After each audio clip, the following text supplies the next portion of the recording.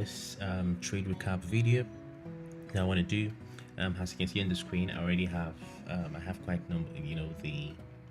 the trade on the screen, and usually people say, oh, did you check the trade, or this was just hindsight analysis. So you also have proof here that okay, the trade was taken. So I'm going to be walking you through the whole logic, why the trade, why did I take the trade, why did I go long, and what was the reason behind it, right?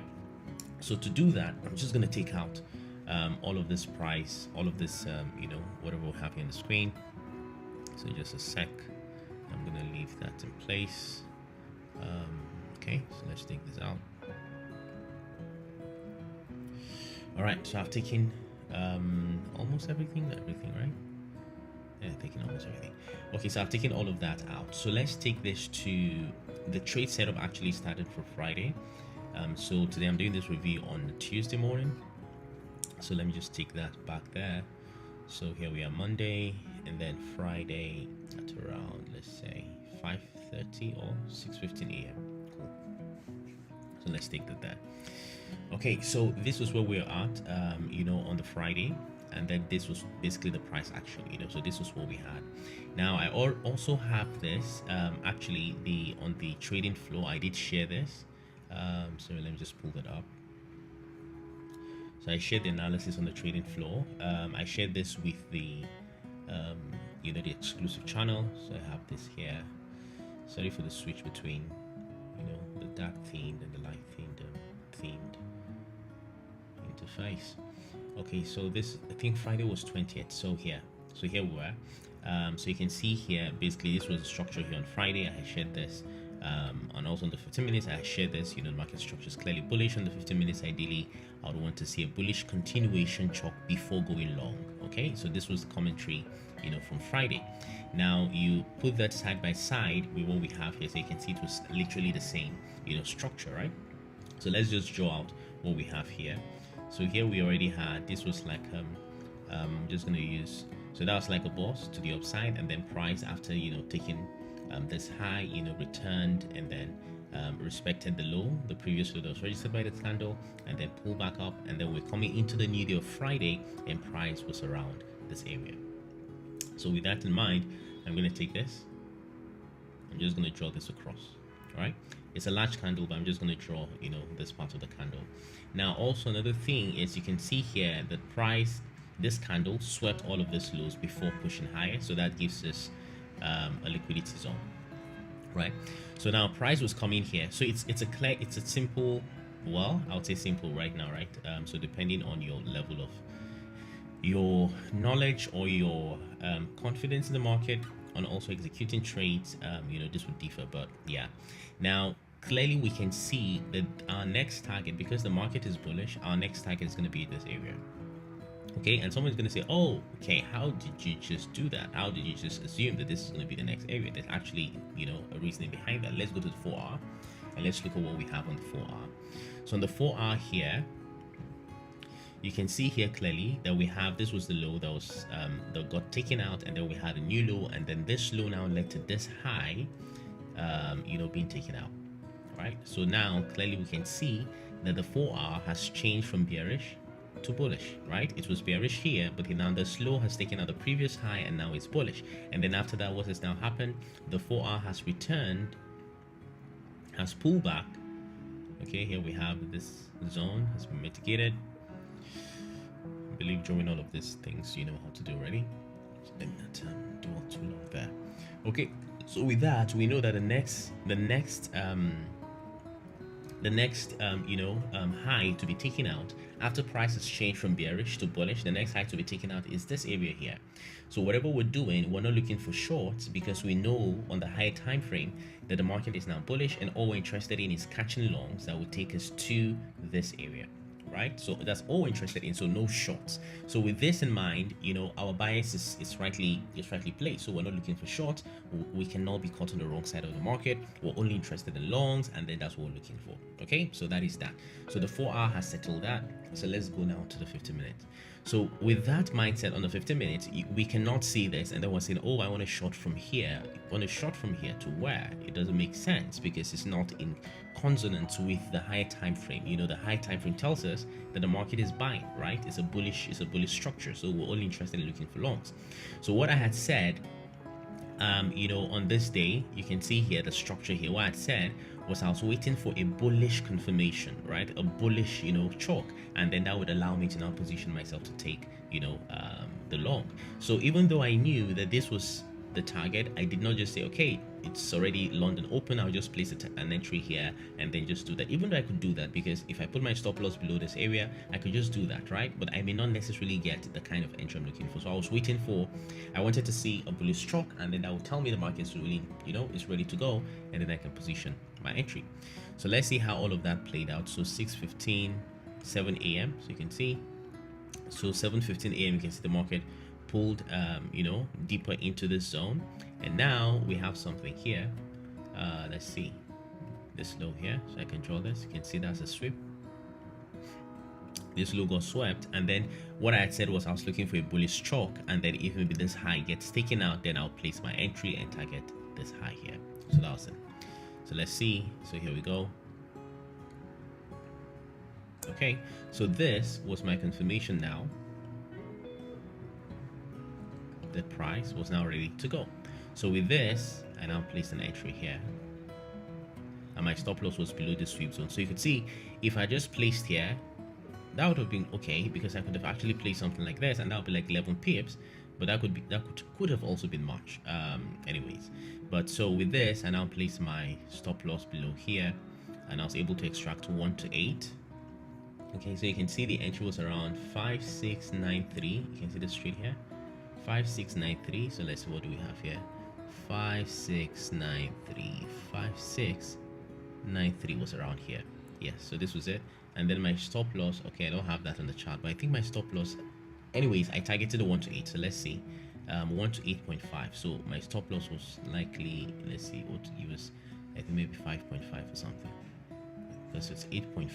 Yeah, I think, let's see, yes, so it was 5.5 pips, around 5.5 pips, just below this area. That was what my stop loss was.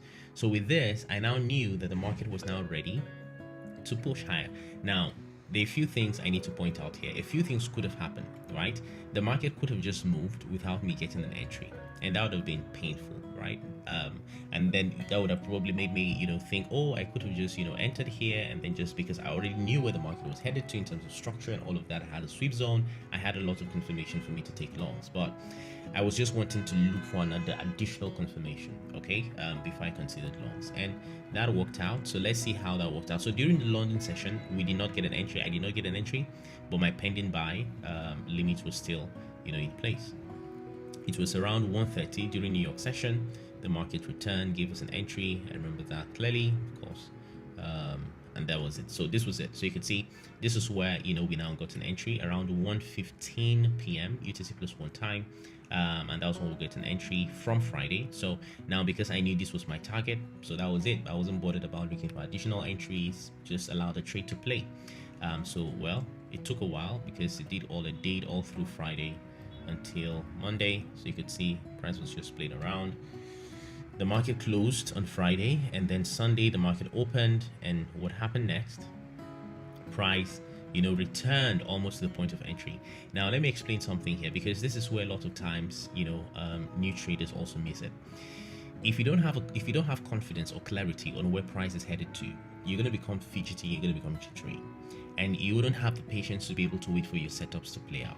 The market doesn't usually move in a linear, you're not just going to have something like that. Oh, the market comes, taps you in, and then boom, it goes. The market does that sometimes, but it's not all the time. So if you don't have confidence in your setup, you can see this type of price action here. This is if you're someone who is, you know, stuck on the chart, and then you're not really going about living your life doing other things. You can't just get lost or just get triggered or just get uncomfortable or just affect your psychology by looking at price like this, because you see the money is going in your direction, it comes back, it goes, comes back, goes, comes back, and then again a new week, you've left a trade since Friday, and then you've come into a new week and the market is coming back. What are you going to do? A lot of people are going to get fidgety and they're going to sell off, or you're going to take off your positions and just all sorts of things, or maybe even move your stop loss to around this area and then you get stopped out. You have to be confident on your trade setup for you to really make it. Anyways, enough of that. That's part of psychology. Okay, so here we go. So this was now Monday 5 a.m. So now I did not take this morning trade because I always want to see that whatever position I have in the market, I want to see it play out first before I consider adding or stacking positions. But there was also a setup here, and I'm going to show you that. So of course saw this, but of course did not take it. So you could see here another sweep of the low. Do you see this? Just the market repeating itself again and again. What do you see here? Can you see the similarity between this guy here and this? Can you see this? Perfect similarity. Okay, and this is another thing about time and price. When time meets price, that's always the best time to enter the market. So this was London Open. You can see this was London Open on Friday, and we had that momentum that came into the market, time and price, and then that gave us the pattern we needed to go long. And now we're coming to Monday and we're getting the same thing again, time and price. Okay, well, that's another thing, but that's bonus for you. Okay, so now what are we expecting? So with this sweep of of this low, I'm expecting this high to now get taken, and then we can now go long. Okay, so let's see how this works out. Okay, there we go, and that was it. So you can see that now this candle here essentially took out this high, right? After the sweep of this low, the high got taken out. So with this was a nice area to enter, but I did not take this trade like I mentioned, because I had an open trade and I also wanted to just stack my positions when the first one is here to play out. So this was a good one, and also the same target like this. So that's a good 1 to 5 thereabout, right? Depending on what you want to extract from the market, but that's a good one. So this was the trade, the second trade. Watched it but did not do anything. And that was it. So you could see laid out nice. Now this was something that you see this came close to hitting a TP, but then started reversing.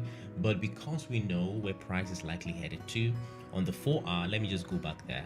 This is super important, because when you have clarity on what you're looking forward to, you don't get fidgety about nothing. You can see the price is even yet to get to our target, our 4-hour target here. So there's no reason to be afraid, right? If your analysis is correct, if you know what you're doing, then you just have confidence in your analysis and allow the market to play out. Okay, so with all of this price action, on the lower time frame, it meant nothing, because we know that on the higher time frame, we've not even gotten close to where we're supposed to get to. And by the way, let me just make that visible here. So let's make this 4-hour target here visible on the 15 minutes, so we can also see that and also use that accordingly. Okay, so let's go back. Okay, so nice. Now look at this. So you can see this is where the 4-hour target is. Now a question you're gonna say, okay, if you knew that this was where price was headed to, why did you not target this area? And that will be a very valid question, and I'll explain shortly. And also here, why did you not target this area? I'm also going to explain shortly. Now, when it comes to trading, you need to understand your risk appetite and also your psychology. If you're not someone who is at that level where maybe you have a lot of you've made a lot of money, and then you can afford to swing, I would just advise you, hey, simply you just need to be conservative in your targets, right?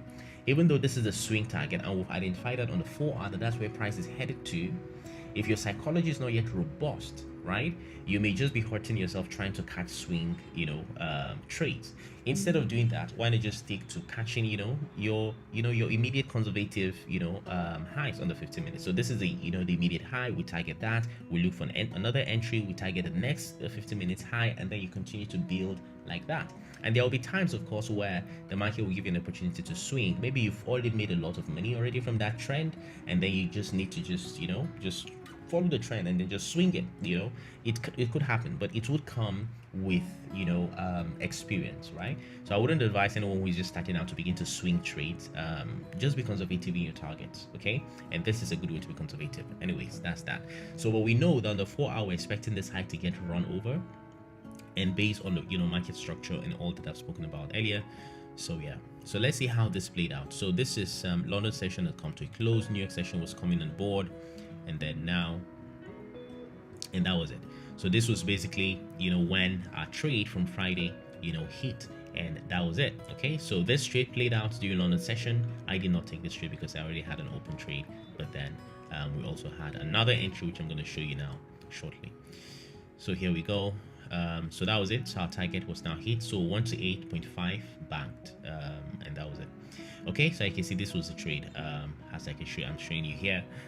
So yeah, so the trade was taken. It's not just hindsight analysis and all of that. Okay, so let's analyze what we now have.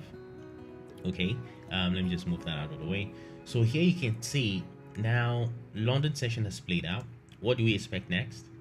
Well, we expect that New York is going to give us another entry. So look at what we have here, and I'm going to explain this. Now, another thing, by the way, I love doing, I love drawing, the pattern of the market. So this actually drew it. Let me see if I'm going to get that and show you. What's this? So basically the roundup, I'm going to show you the roundup, so you can see what I mean. So you can see this was the trade.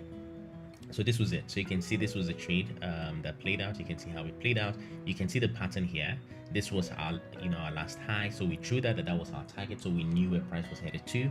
Now, time and price. London opened on Friday. So we had that structure where we had that sweep, like I explained earlier, and then we had the chalk, and all of that. Whether you use this or use this, it really doesn't matter. So we have the chalk, the bullish chalk, and that confirmed the price was now ready to target this high.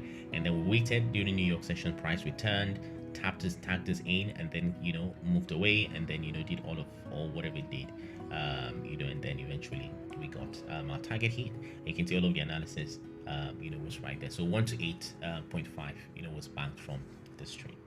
Okay, so drawing these patterns allows me to kind of view the market clearly without the noise of the candles, buy and sell candles at the end of the day. Okay, so that's that. So now going to New York session, we also now have something new here, as you can see, and I'm going to show you how this trade played out. So here, well, you can see that has already been mitigated, so I can just leave it there. Okay, then we had this POI here on the 15 minutes. I'm also going to show you that I also gave this analysis, by the way. So now with New York session coming on board, it's either price continues to push higher or we get that pullback and then another nice entry to continue the trend. So with this, we also have here this candle here. This is also a nice area, right, for price to also return to and react to, and then we get a continuation. Now the question would now be, will price react to this zone or this zone? And that will be a very valid question, and the answer to that is that I don't know. But what I do know is that I can simply just expect patterns to play out and trade those patterns. Now looking at this, you can see here that we had this continuation chalk, and then price returned, swept the lows, gave us this low, and then pulled back again, and then gave us a continuation chalk. Now novice traders will just say, okay, based on this price action, I'm just going to put my entry around here, and I stop below this area, and then I'm going to target this high. But what you don't realize is, of course, this is not even a nice target. 1 to 2, I of course go for usually more than that. So but what you don't realize is that price, using this price action, price could just use this low here as inducement for this area below this area, right? So typically what I'll usually do is I would have one entry here. Okay, I'll have one entry here like this. Okay, using this area, this candle here has inducement for this area here, so I'll have one entry here and also another one here just in case I get run over. This is what I would typically do. Okay, and yeah, and then target the immediate high again. Or now, if you banked opportunity, if you banked this, you can now swing, okay, because you now know where the market is headed to. All right, so but this is it. So this basically we mark that has a very nice inducement for price to induce novice traders, and then get an entry before it continues to the upside. Okay, and also I'm going to show you, I also did give analysis about this during New York session from yesterday. So you could see, where's that? Yeah, so you can see here from the New York session, market structure is clearly bullish on the news. This is a good area to consider long. So you can see that that was there, right? So yeah, so let's see. Where are we? Okay, so that was it, right? So with this now, nice opportunity to long, okay, and target the 4-hour high, because after all, there's nothing to lose right now, right? So let's see. Okay, and that was it. So 2:30 p.m. UTC plus 1, that was it, the entry. And then you can see price just went ahead and did this thing and hit clear 1 to 10, and that was it. So nice trade setup, nice entry, and nice everything. At the end of the day, what you're going to learn from all of this is patience to wait for your trade setups, because without waiting for your trade setup, that's where a lot of traders miss it. You take trades that are outside your setups, and then when the right ones play out, you're simply just covering losses instead of you making money on your trades. So this was it. So I also do have here, trying to put this here, but I'm just going to play this out for you. But you can see this was a trade. Actually did record it live while it was playing out. You can see that. So, but yeah, I'm going to put that also on the video for you to enjoy. So this is essentially the trade recap. If also, of course, you want to join the Stock in Profit mentorship, you have a 10% off. By the way, just check the chart. You can use Level Up and you get 10% off. But also, if you want to join the Discord channel, there's a free area where you can get access, but if you join the full mentorship, you get access to everything. So yeah, so this is it, and this is a recap of the trade. I hope you've actually learned a thing or two from this. So hey, it's been a pleasure sharing with you. Stay stuck in profit and see you some other time.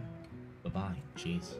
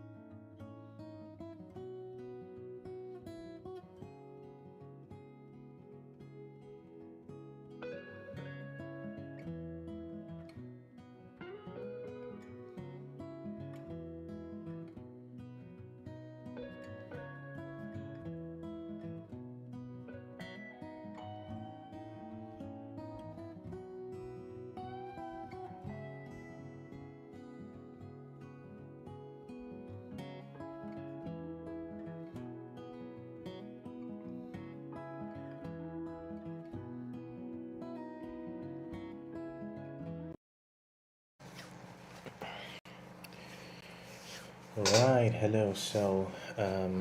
I promised I was going to do a recap of this trade during New York session, during New York session of the 5th of September, and this we're going to do now. So let me walk you back to the morning of the 5th of September, what had happened, how I analyzed the market, and then why I also decided or how I was able to catch, this specific trade. So to do that, I'll just take off, let me take off all of this. Okay, I think that's there. So let me take all of this off. I had drawn this in anticipation of the walkthrough. So cool. So this is what we have. So now on the 4R, let's look at this. Now something had happened actually. So in the morning of the 5th of September, I had analyzed the market and my bias was buys. Okay. So my bias was essentially longs, right? So I was looking for long opportunities. And I'm going to show you why. So we had this was the last break of structure, the downside. Okay, no, so this hadn't, this was yet to form at the time. So let me just replay the candle. Okay, let's take it to this guy. Now, what had happened was that the market had been trending bearish for a while, and then the market changed from bearish to bullish. Okay, and it was based on that I was anticipating I'm gonna have a swing bullish move. Okay, and all my entries were actually sort of around the fact that okay, that was what was gonna happen. Okay, so we're gonna have that kind of bullish continuation. However, that was not to be. So let me do that again. Why is this taking a while, taking time? Okay, let's see, just a sec.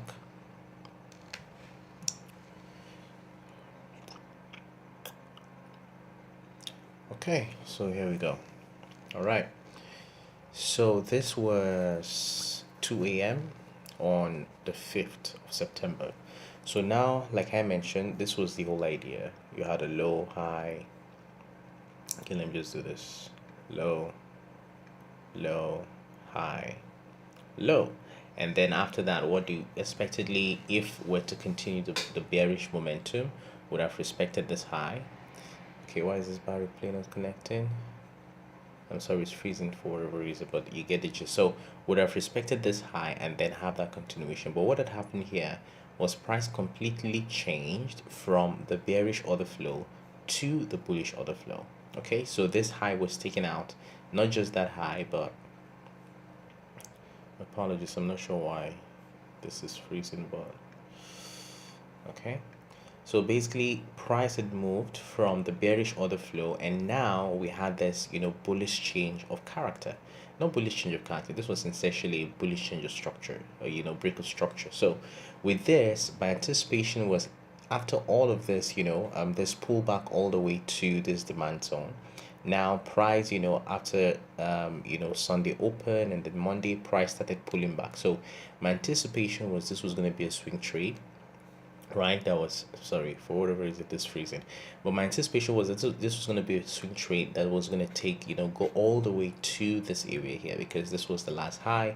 Now we've shifted, the market has shifted from a bearish order flow to now a bullish order flow, but apparently that was not to be. So on Tuesday we had, after Monday price action, price pulled back, but then we just had consolidation, going into Asia session of Tuesday. Now let's see how all of that played out.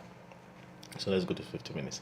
Now, so you understand my philosophy going into Tuesday, that I was still looking for longs because of the swing structure on the 4R, right? So because of that, I was not considering, all of this, change of character, sweep of liquidity here. You can see this high, this candle here swept this high and pull back, and that led to a change of character. So I was not considering this at all as opportunity to short, okay, because of that, right? So I was still holding my longs, because I also had longs from the 4R, but let's see how all of that played out, right? So we had all of this, okay, London session open, and then the market just sold off literally. Okay, so the market just sold off, as you can see, and this was essentially what happened. Now with this type of price action, okay, that's getting too fast. Apologies for that, that was too fast. So let me just take this back, let me just walk this back a little bit. So you can see that the market sold off. This was already 11.5, so let me just leave it here. So the market sold off aggressively, okay, and that invalidated my bias. I took a loss, right, which is okay, perfect, right, in trading. Now what had then happened was, you can now see that we had, this bearish, right, structure. Price had taken out this low, and now at minimum, what would we expect? We'd expect a mitigation. So that means we'd expect price to return to this area here, this last candle up, and then when price mitigates this after this break of structure, then we can look for an entry. And that was, essentially the trade setup. And this, of course, was not to form on London session, but then in New York session. So we took a loss because the swing trade was invalidated. Perfect. But now in New York session, we had an opportunity for an entry. Now let's look at the 4-hour before we come back to the 50 minutes, and then I'm going to show you why this was a valid entry. Now on the 4-hour, clearly you can see here that we now have, a continuation break of structure, a continuation bearish move, and now price has already pushed, taking out to the previous low.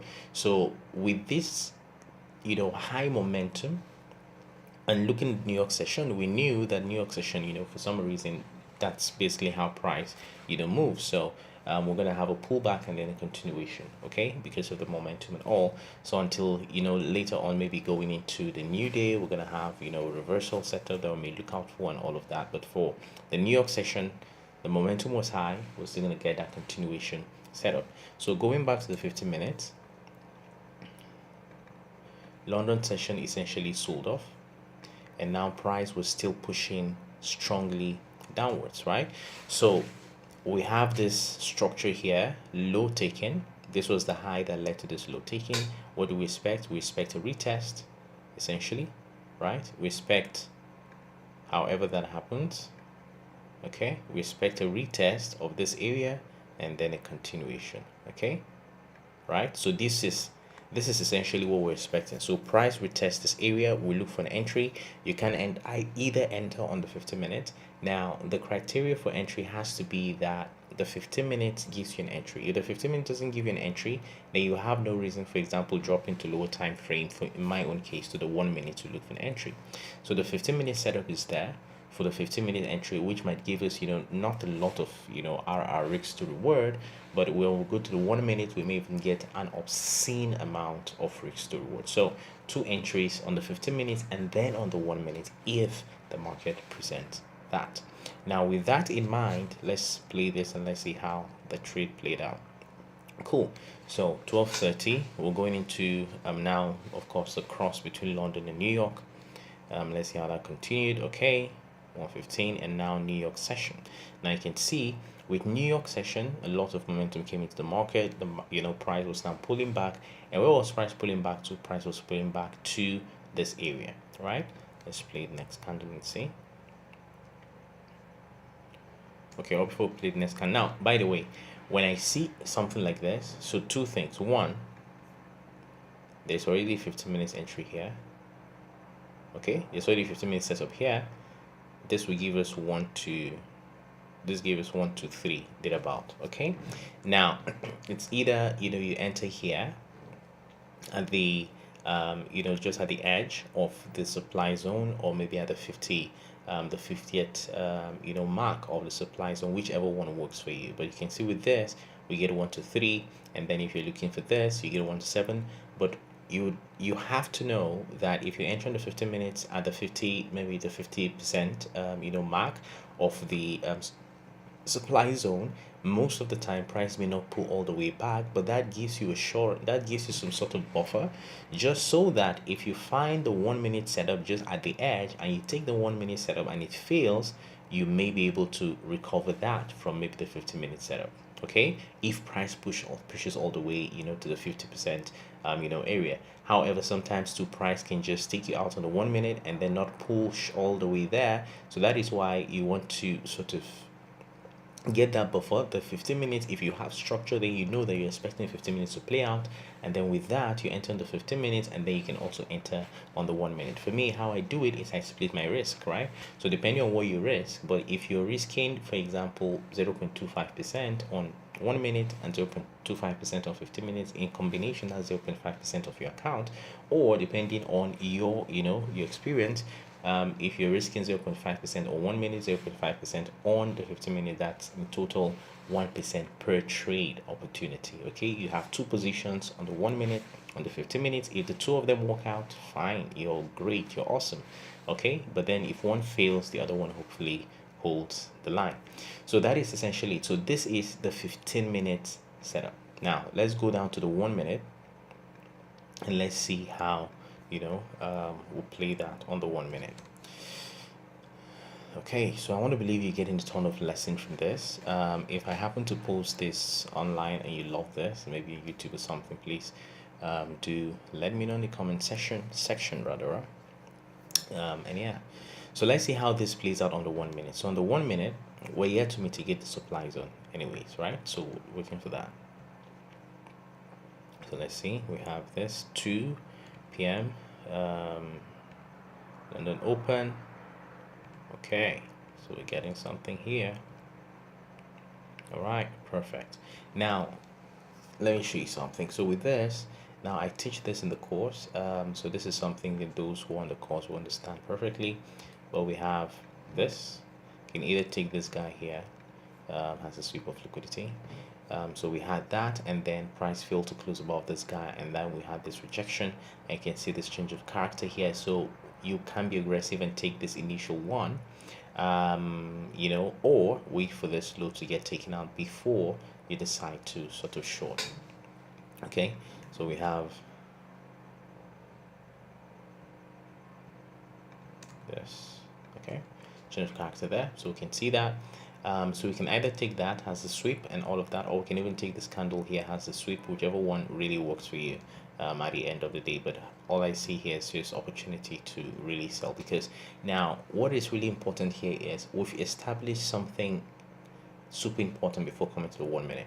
You have nothing to do with the 1 minute if you don't have a 15 minutes entry, and that's the simple fact. If you don't have a 15 minutes entry, you don't have a 1 minute. There's no reason playing with a 1 minute. In my personal opinion, and of course that's the way I trade and that's what I teach, right? So you don't come to the 1 minute looking for every change of character, every sweep of liquidity. No. The 15 minute needs to establish your structure. You already have an entry in the 15 minutes right before even price comes to that level. You know what to do, and then when it gets that level, you can now go to the 1 minute to maximize the trade. Okay, you can now have an additional position, one trade where you can have two positions on the 15 minutes and on the 1 minute. So on the 15 minutes, we've already established that we have a 1 to 3. Now on the 1 minute, we want to see how can we really maximize this trade and see if we can really catch something super powerful. Okay, so with this now, we can now put our entry here, this last candle here. I'll just put that. Okay, so I'll stop above this guy, so you have this. So let's put this to 3 pips, and then we target this low. This is the 15 minutes low, so we target that, right? Okay, now extract 1 to 10 out of this trade, so put it there. Okay, perfect. So that is it. Okay, so now this is it. Now mind you, we've already seen something on the 15 minutes. We already have an entry on the 15 minutes, right? Because price has already tapped into this area, so the 15 minutes trade is already triggered. This is simply to maximize this setup, okay, and really see if we can extract more. Now we also know that what price might do is, after doing this, price might just do this and then go without tagging us in. We're not going to chase price, okay? But we already understand where price is supposed to head to. So, but we're taking this based on the fact that we really just want to maximize this trade, and hopefully price pulls all the way back here and then gives us an entry. If you really just want to see that you have an additional position, you can take a lower risk to reward. That's fine, but that's good if that's something you want to do. But for me, I'm willing to really just maximize and really extract a lot more. So with this, we can then play this out, and let's see how this works out. So price left off, which is usually the case sometimes. Okay, we got tapped in. Perfect. So with this now, we're active, okay, in this trade, and then we're looking for 1 to 10.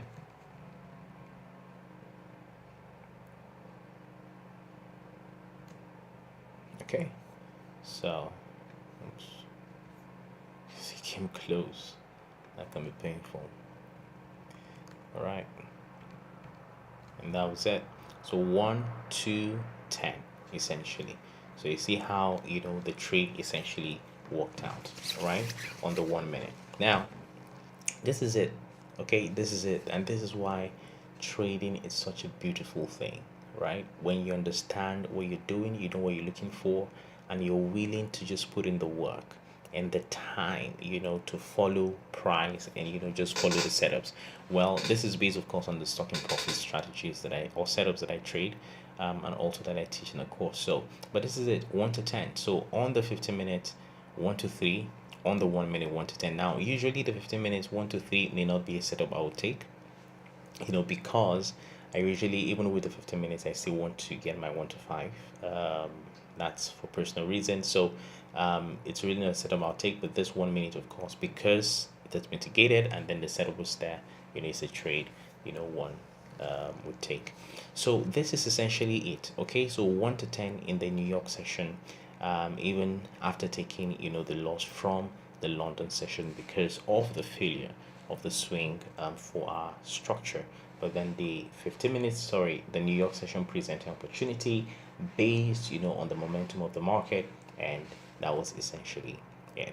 Okay, so I want to believe you've taken a thing or two from this. You can back test this. If you're watching this within the month of September, of course, you can always backtest this.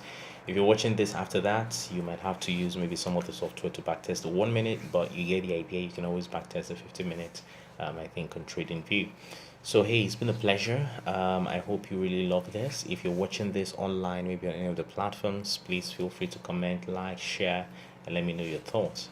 It's a pleasure. Enjoy, and bye-bye. See you next time. Stay stuck in profit.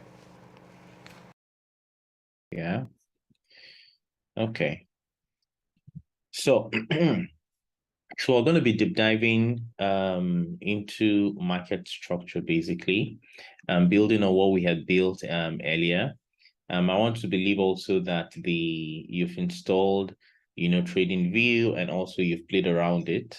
So basically, we're building on that knowledge, and also deep diving into market structure and all of that today.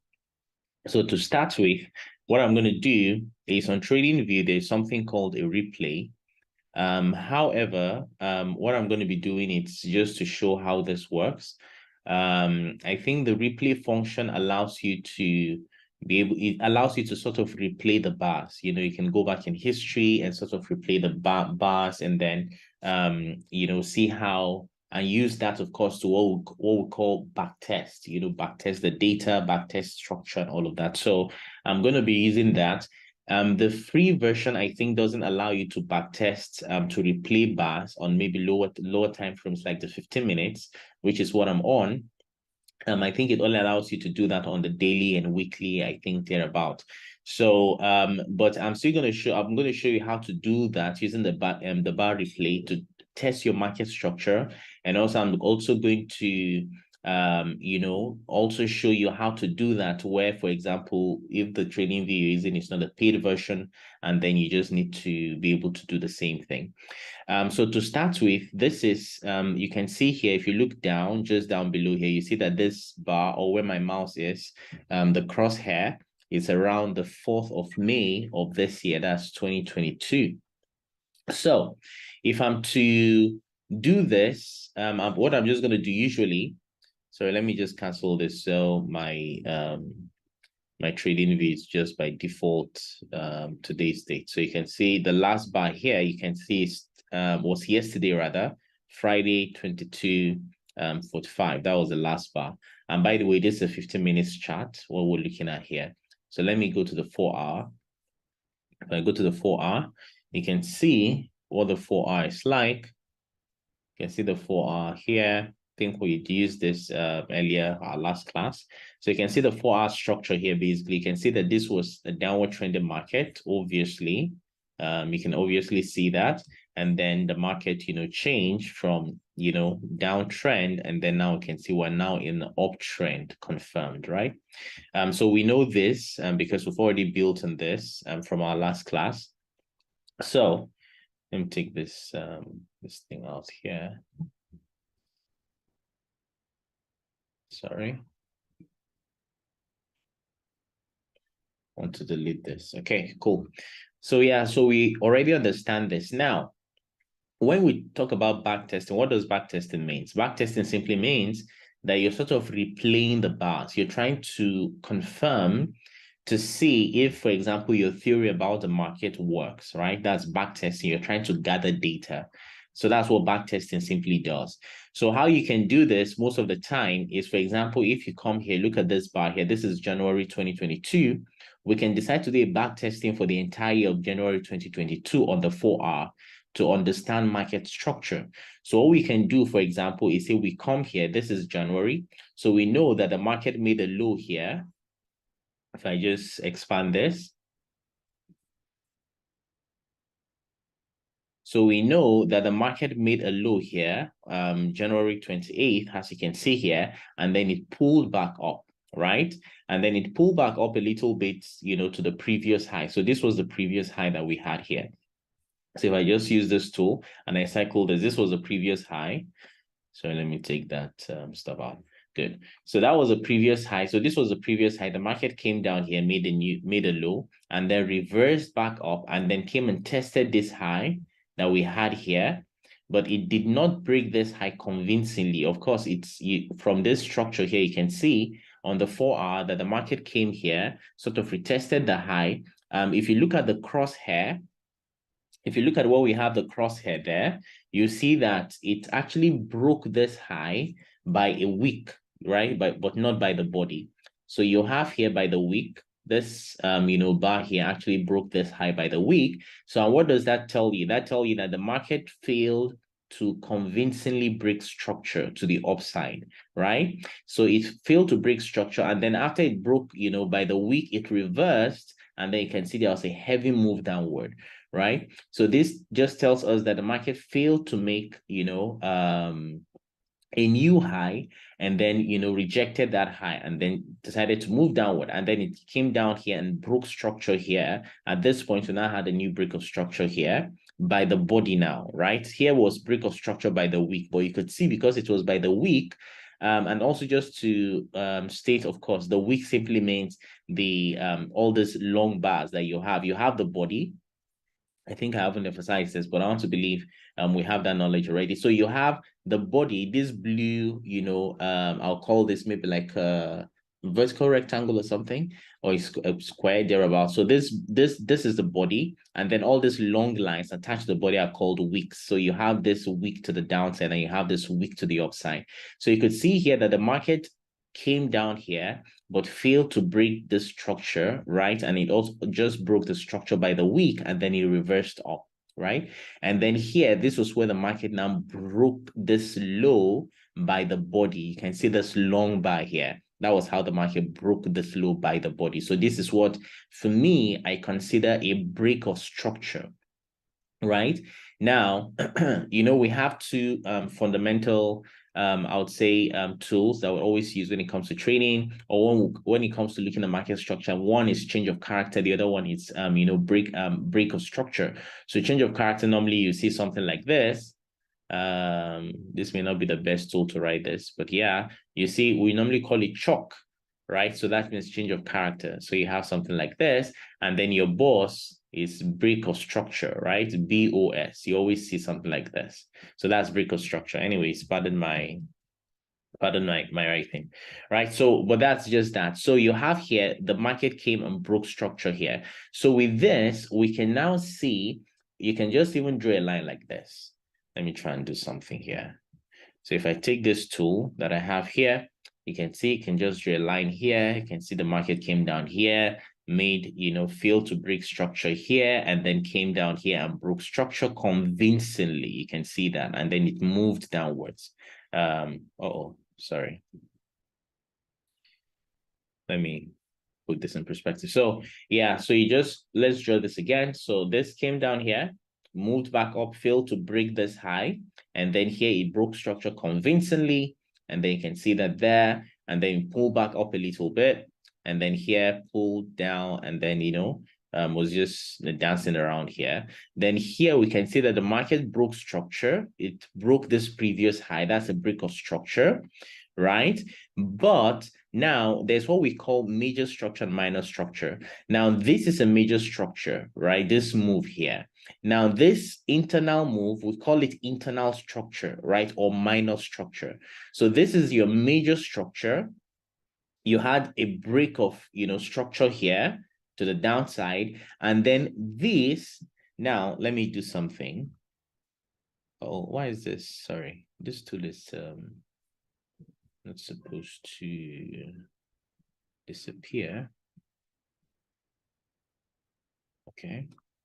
Uh-oh. Something is wrong. Sorry. The tool is not staying. Anyways, I wanted to show something. So you have here this, high, low, high, and then this low here.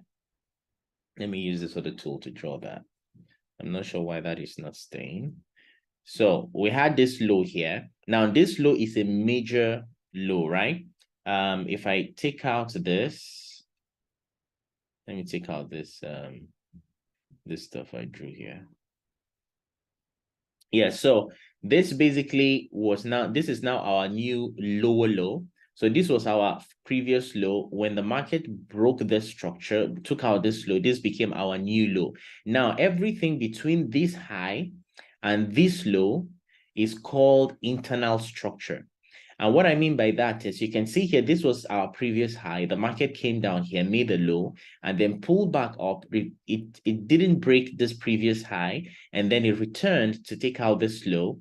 Now, because this high took out this low, right, this becomes our new high, right? It took out this low, it becomes our new high, and then formed a new low here. Now, everything between this high and this low is considered internal structure. So even though we had here, for example, you could see here that the market pulled back up here, then pulled down, and then, broke this previous high, then pulled down again, and then broke this previous high. You could see here that the internal structure has now changed. Excuse me, the internal structure has now changed bullish. Now, this major structure, the major structure is still bearish. And what does that mean? Bearish meaning that the market is, basically forming new lower lows. So you can see that this was a previous high. It broke this low and formed a new low. So the major structure is bearish, but temporarily we can see that the internal structure has changed bullish. That doesn't mean that the market is now bullish. It simply means that the internal structure is bullish, but the major structure is still bearish, right? Now, I just want you to have that in mind. We're still going to be building on this. Now, you can see here that the market, of course, pulled back, right? So it pulled back, the internal structure pulled back and was a little bit bullish. And then after a while, it now broke, this new low or internal low, and now we now have, it broke the internal low and now made a new low here. You can see that new low here, and this new low here took out, this previous low. So the market has now continued in its bearish trend. That's the meaning. Now, what does this tell you? Now, this just tells you that the market, often than not, would always, go back and forth, basically. So you have,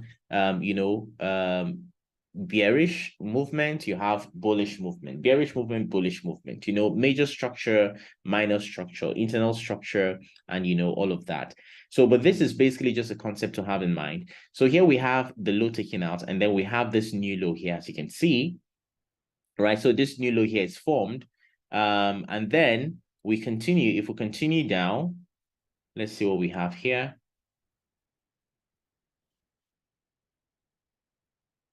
Okay, so this basically was now the high that took out this low. And where is the low? We can see that this was the low, right? It made this low, then pulled back a little bit and made a high here, and then broke this low again. And then we now have, a new low here, right? And then what happens again? So made a new low here, pull back up a little bit, right? And then pulled down again, made a new low here, and then pulled back up a little bit again, and then broke structure, and then made a new low here. The bearish momentum basically continues, right? So this, is basically how, when you look at the entire structure, on the 4-hour since January, you can see that it was basically, a series of lower lows, lower highs, lower lows, lower highs, lower lows, lower highs, and then lower lows, basically. And then around here, this was September, we made, the last lower low. And then from here, we can see that the market now decided to change from, the bearish momentum to the bullish momentum. So here the market, sort of, made the last lower low. And then here we had this pullback up here, and then this, higher low, right? And then it broke structure, broke this previous high, and then we made, a new higher high. And then here it pulled back a little bit, and then here we made, a new higher high. So you can see that evidently from this structure, the market has shifted from a bearish momentum, and now it has shifted to a bullish momentum, right? So this is basically, the market structure. Now, how do we take this and fit this into the 15 minutes? So this is a 4-hour structure. Now let's look at how we can break this down into the 15 minutes and how we can trade this, for example. So to do that, what I'm just going to do is I'll sort of replay this. So I'm going to use this replay icon here, this bar replay. So like I mentioned earlier, this bar replay allows you to sort of break or go back in time and sort of replay what it's going to look like. So if we take this, so let me go to let me come here. So this was on the 28th of September. So I'll just click this. So it's going to just take me back and take out, all the other bars and take me back to the 28th of September. So let's see how this works, right? Okay, so we have this now. So this was the low. So here on the 4-hour, of course, we already know the 4-hour is bearish, a series of lower low, lower high, broke lower low, lower high, and then, lower low. Now on the 4-hour, we have this, right? So if I now move to the 15 minutes chart here, let's see what that's going to look like. So here on the 15 minutes, we can see we had this long wick here, but if I put this crosshair here, you can see that the market broke that low by the bar. So we have that there. So let's see if we're able to now catch this movement basically on the 15 minutes. Sorry, let me go back to the 4-hour and mark our chart properly. So on the 4-hour, let me just use this tool to mark our high, so we know where we're at in the market. So I'll just mark this.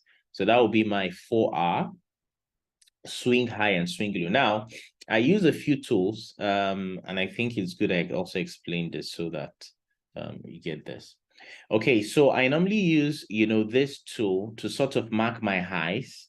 It's just a circle, and how to get that is here. So you just come over here on Trading View, the icon, you click on that, and then you click the circle. So when you click on the circle, you come here, and then, you put it on your high. And then normally, I would also take that, the same tool again, I'll click on it, and then here I'll mark, my low. So why am I doing this? Now, I'm doing this because this was the previous low, and then what happened?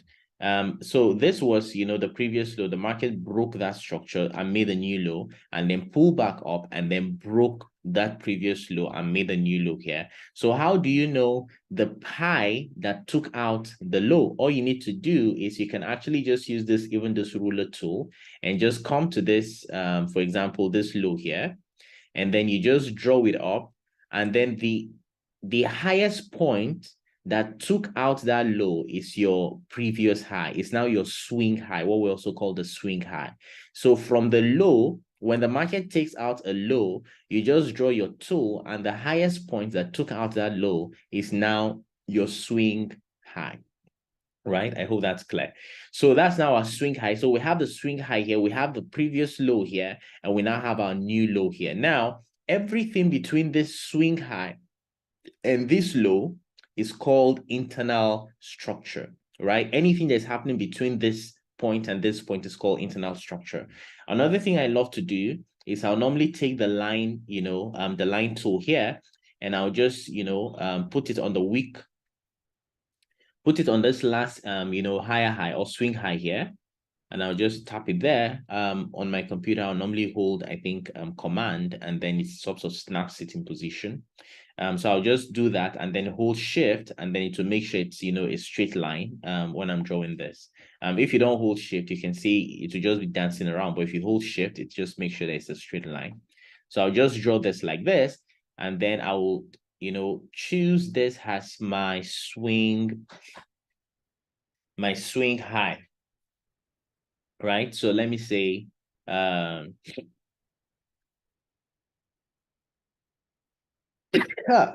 excuse me. Oh boy. Excuse me. Sorry about that. All right, so this is my swing high here. So I'll just click on this high low.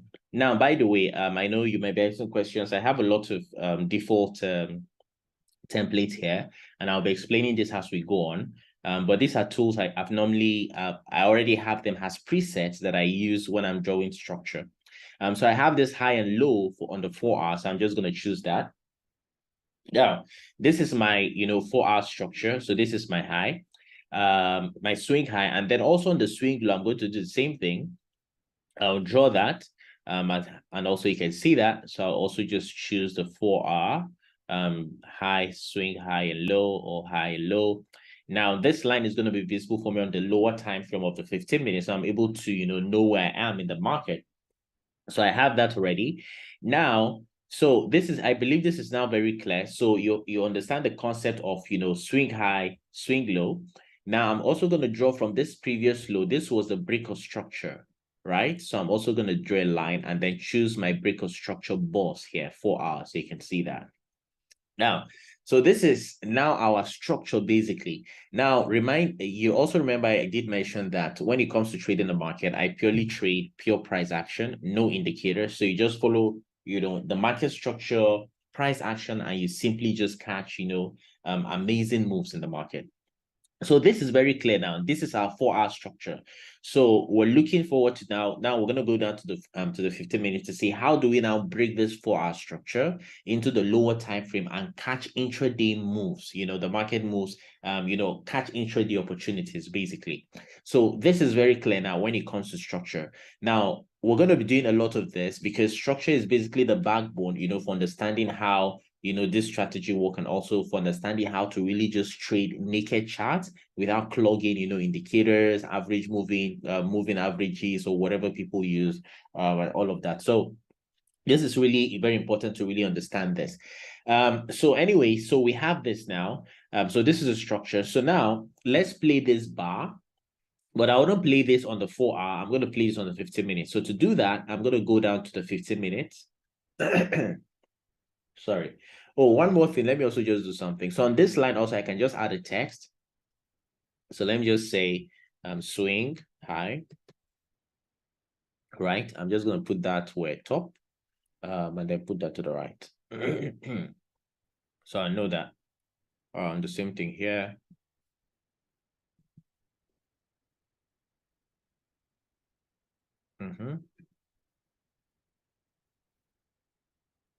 Please just give me a minute. I'm just play this.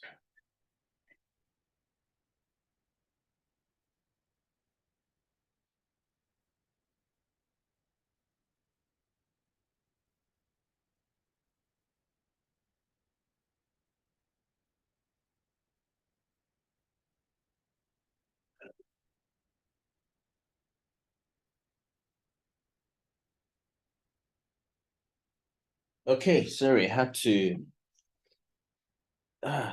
ease myself. Okay.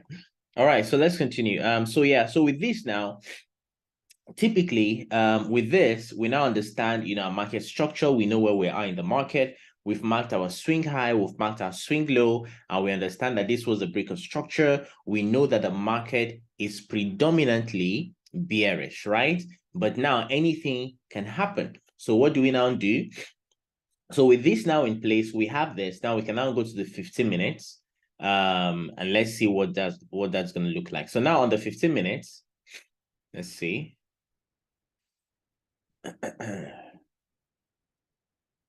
What are my markings? Markings are supposed to show here. Oh, sorry. Let's look at this again. Why is this not showing on the 15 minutes? Let's look at this visibility. Oh, I see. Okay. There's something here. So another thing, by the way, it's well, we'll be learning all of this, so you'll be seeing all of this as I go through the video. So on this line, if I click on this settings button here, you'll see that the visibility, so you have style, you have text, you have coordinates, you have visibility. Usually the only thing you need to do is maybe change the color of your line if you want a different color, or maybe if you want to add maybe some text. And then visibility. So visibility simply says, I want to see this maybe on the minutes chart. That's the meaning. So I'll say minutes. So I want to see it on the 15 minutes. That's the meaning. If you want to see it on the daily, you also say, okay, I want to see it on the daily chart. So that's basically how this, works. So I want to see it on the 15 minutes. So I'm just going to make sure that it's ticked and also the 15 minutes is in place. So I'll say, okay.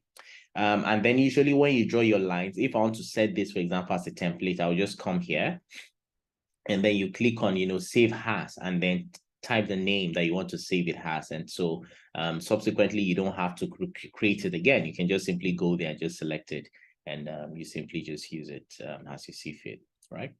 Okay, so that's that. So 15 minutes, I want to see that there. And then the same thing also with this, the swing low. Go to settings, visibility, I'll choose also minutes and good. So now, and also the same thing with this line, I think. Yeah, I want to see that on the 4R. And also this, I'm not sure why it's not showing me this, my low point. But anyways, I have the line, so that'll suffice. So let's go to 50 minutes. Okay, so good, cool. So we can now see that our 15 minutes structure is this. Let's see the high. Good. So you can see it's actually, so you can see on the 4i, it looked like a very small movement, but you can see on the 15 minutes, that's a very large movement. That's quite large. So anyways, let's just have that in mind, right? So now this is where we're at the market in terms of, this is where the candles are, right? So now with this, we know that the market is predominantly bearish, but now anything can happen and it can change bullish at any point in time. So what we want to do is to be able to just see how we can map structure and then hopefully trade those opportunities when they show up. So let me replay the bar. So I'll just hold shift and press the arrow icon. So if I just do that, so you can see it's playing the bars for me. So on the 15 minutes, you can see it's actually broke, this low here, right? But then let's just place again and see. So I'll just put this here. So you can see this is around 8 a.m. on the 28th of September. Of course, the time is UTC +1. So it's around 8 a.m. So 8 a.m. usually that'll be the time I'm already awake. I'm on the chart and I'm looking at, hey, intraday opportunities that I can catch. So 8 a.m. So let's see. So with this 8 a.m. now, this has broken this low, right? So let's see what happens afterwards. So you can see it's pulled back up. Again, just pull back up.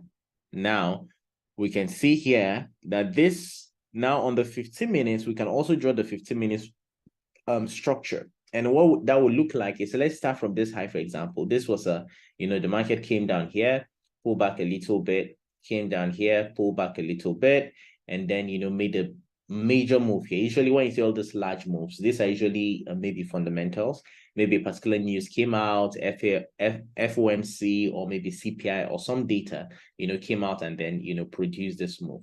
So the market made this low here and then pull back up here and then made a low here, pull back up and then, continued here. Now, usually this large moves like this, can just disrupt your data. If you're looking at maybe trying to build, a structure, this can just disrupt your data, but you just have that in mind anyways. And usually when large news like this are to come out, you usually are not in the market anyways to trade. So you're always very careful. So, well, we have this low and then the market returned here to the previous point and then continued, its bearish structure. And then, a new low here, and then pull back up again, and then we have, you know, low here. You can see the market is actually bearish, right? And then we had this pullback up here again, and then this low here, and made this low here, right? So you can see that. Now, on the 15 minutes, we can see that this was our previous low, and then the market pulled back up and then made this high, and then, you know, return to take out this low. So this becomes our own swing high on the 15 minutes, right?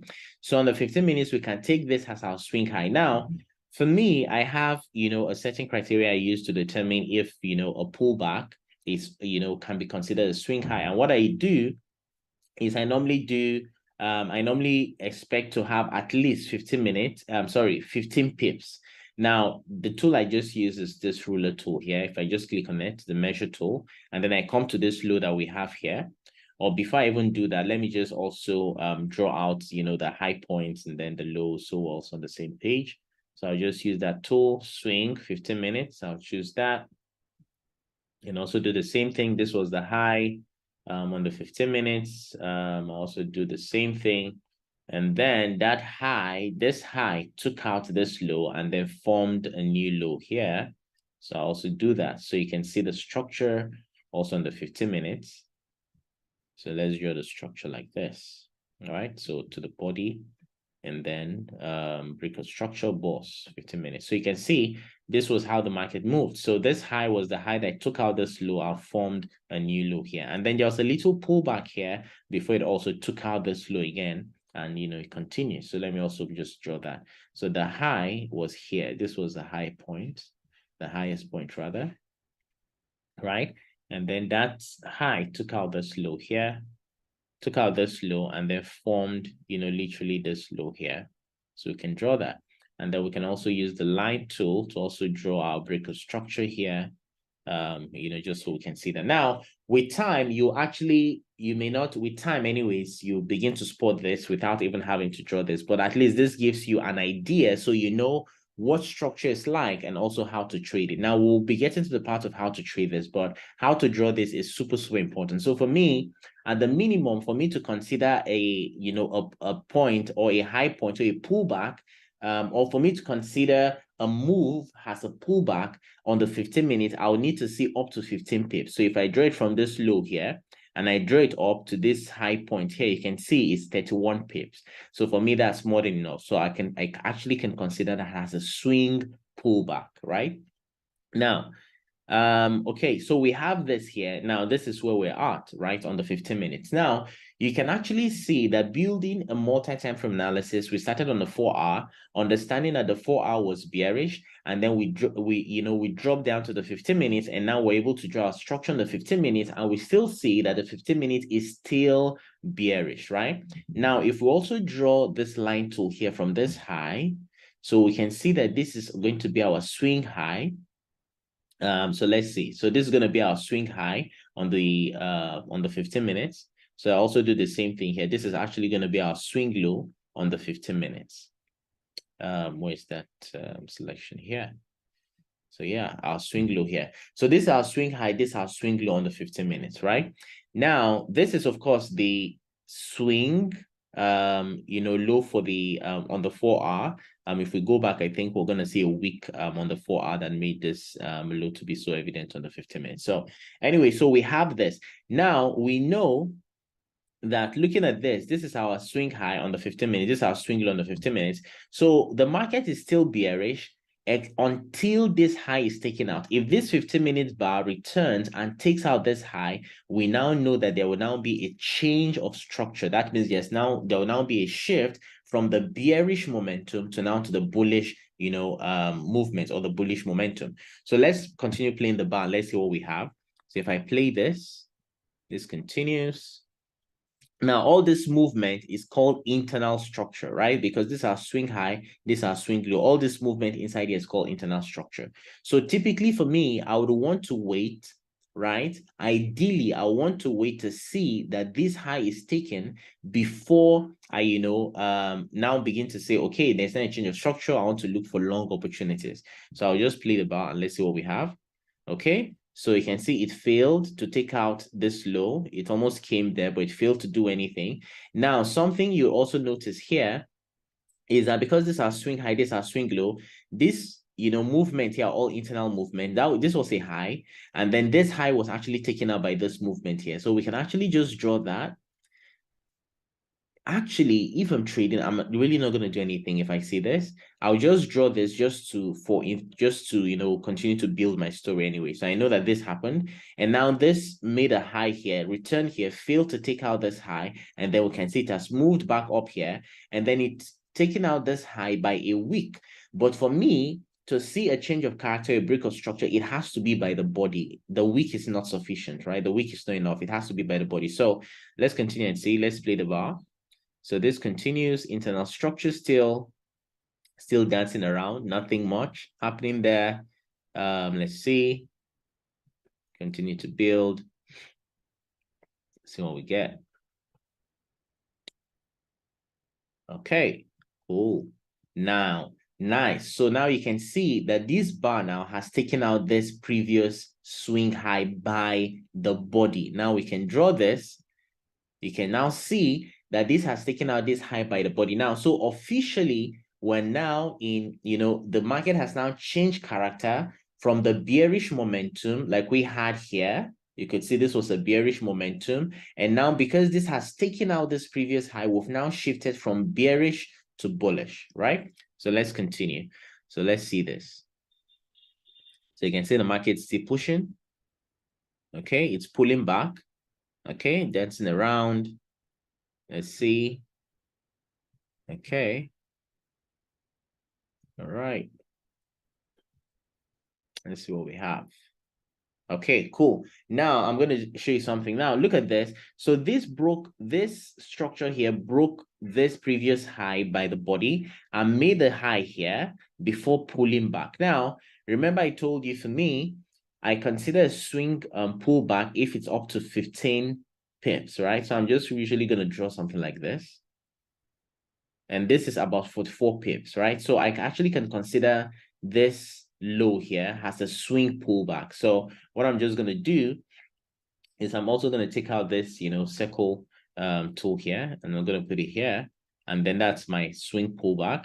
And then I'm also going to put the same thing here too as my swing high, right? So I know that now this high has been taken out, made a higher high here, and then pull back a little bit, and then now we've also broken this higher high by the body. So I'm going to use the line tool and then draw this like this, right? By the body. So this was, of course, the body that broke, this previous high. So we're there. Now we know that we've shifted from bullish momentum from bearish to bullish. And then now we can consider this low, this here, as our new low. So I'm going to draw using this tool, the rectangle tool, this tool here, or the square tool rather, I think. So you can actually find that here. When you come over here, you can actually find that tool here. So it's just a rectangle tool. When you click it, you see different shapes where you only use a rectangle. And I have it, of course, I've added it to my favorites, and then I can always just pull it out and use it. So what I've done now is using this rectangle tool, I drew the last candle, the last candle basically before the push that took out this high. So that was the last candle from the tip, from the week, to the week basically down here. So I drew that out, and then we have this. Now I already have my preset, so I'm going to say this is going to be my 15 minutes POI. And what that means is my 15 minutes point of interest. So I select that. Right now, what does that mean? So expectedly, I will expect that the market will come back here and then respect this strong POI and continue. Why? Because this low here, this was the point of interest, the last candle that took out this high. So I expect the market to come back here and then continue. Now, that may happen, or the market might even decide to come down here before it continues. And the reason is simple. After a break of structure, you always should expect a pullback, right? And what that means is, look at this, from the bearish momentum that we had here, you always see that after a break of structure, this high took out this low. After a break of structure, you expect a pullback before a continuation, and then a pullback and either a continuation or even a reversal. So after this break of structure here, then from this low that took out this high here, we expect, so let me use this tool. So this low here took out this high. We expect after it took out this high, we expect usually a pullback, to this zone before a continuation. But you can see that it didn't really pull back all the way down there. It pulled back a little bit and then it broke structure again and then it continues, right? Now we expect that this would also come back here, test this POI, this strong POI that took out this high and then continue, and that's how we trade the market. But now it can't do that, or it can decide to even come back here and still come and test this, zone here before it continues. But now for us, we don't predict the market. We only react to price action, right? So let's see what happens if that is actually going to happen. So we continue to play the bar. You can see it continues to push. We know that the market can pull back at any time, right? But we're not basically, predicting. We're just reacting to what market does. So obviously it's not pulling back. So this is leaving us with a large, a lot of orders here. What that simply means is that a lot of people, a lot of traders are going to open positions here because they expect that the market will pull back and then continue. So, but at some point, this market continues to push upwards, but at some point it has to come back. So let's see. So we continue to push, continue to push. You can see this is around, let me put my crosshair. This is around 22.45. That's already at night. So at this time, of course, I wouldn't be trading. So let's just move it. This is around 4 a.m., 5 a.m. I'm not trading, not looking at the market at this time. Aha. So this is around, oh, that was too fast. Anyways, this is around 7:30 thereabout. Of course, I'm already on the chart. So when I come on the chart, I already see that the market is already here. And then what am I going to be looking for? I know that my previous structure, this was my previous structure. I expect that the market will come down here before it continues. It can't do that, or it may not do that, but let's see what happens. Okay, so it doesn't do that. It continues again and pull back a little bit and then continues. Now, if we draw this structure here, let's see this up to 40 pips, right? So we can actually draw this. For me, I can just draw this, but I know that this is, of course, internal structure, because this move here has refused to actually pull back. So this is still, considering this large move here, this is now our high, right? So this is now our swing high. So this is my swing low, and this is my swing high. So anything happening between this low and this high is still internal structure, right? Okay, so this here has refused to come all the way down to this point of interest, and it has, after returning here, it has changed, to bullish momentum. But now we can also draw to see what, which range is this market reacting to. And to do that, what we're just going to do is to take this, rectangle tool, and then from here, we can actually draw this zone here. You can see that. And we can draw that out here.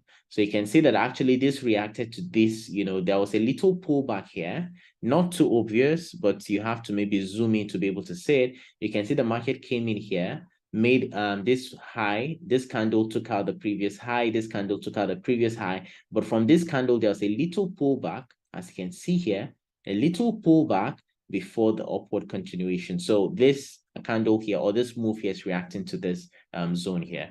So, but we know that considering this is our swing low, this is our swing high, all of this is internal structure. So now with this change of character here on the internal structure, we expect that this is going to pull back here and continue, or even pull back down here before it continues. We'll be looking at additional concepts, inducements, liquidity, and all of that. But for now, let's just understand the basic market structure. So I'll continue to, draw this out, and there you can see it doesn't pull back here. It continues basically upwards, right? Now, if I take my measure tool, I also measure this. You can see that this is up to 23 pips. That's internal structure, but of course, it's not the swing structure. So we can just take this here.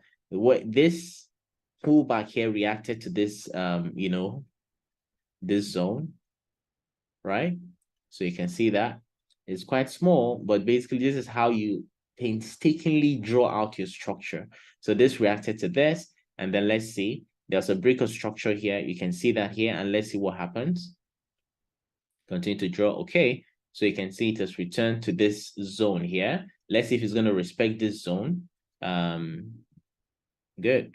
So it took out, okay, it respected the zone actually, it respected the low, and then it reversed basically. So we can actually just take this rectangle tool and also do the same thing here. You can see that. Now we can continue to play the bar. Okay, cool. So it hasn't taken out this high by the body. So these are just wicks, right? It hasn't taken out this previous high by the body. So we can just, continue to look at that. Now, good. Now, two things have happened. One, our swing high has been taken out by this candle here, by the body. So you can see that it's taken out our swing high. And also, this internal structure, basically, this high has been taken out, right? So remember I told you that after a break of structure, you expect a pullback. After a break of structure, we expect a pullback, and then a break of structure, and then a pullback. Now, that pullback can happen anytime, basically, right? So for us as traders, what we want to be able to do is to be able to capture, the movement of the market, the pullbacks, and then trade those pullbacks. We'll get to the point of entry, but for now, I'm just emphasizing, on how to identify your structure, how to identify your strong POIs, your strong POIs that you can use to trade, and understanding how that forms in the market and utilize that to your own benefit. Now, we know from this, remember on the 4-hour, let me go back to the 4-hour again, just so we don't lose, our story that we're building, right?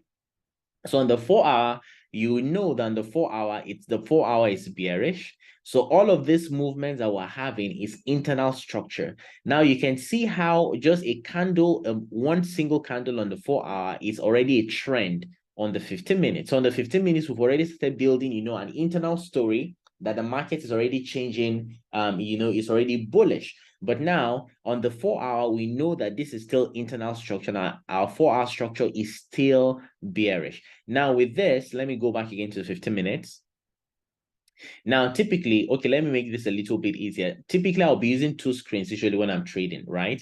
But because we're back testing, basically, I'll just concentrate on one screen and then just utilize that to build a story. So anyway, so we see this. So we have this here, right? So this, we know our 15 minutes is already bullish. And now what are we expecting to do? So we're expecting for on the 15 minutes, we know that we're looking for long opportunities, right? So we're looking for buys. We're looking to trade, the pullback, or sorry, the bullish momentum. So now we have this high taken. Now, let me continue playing this bar and let's see what we have here.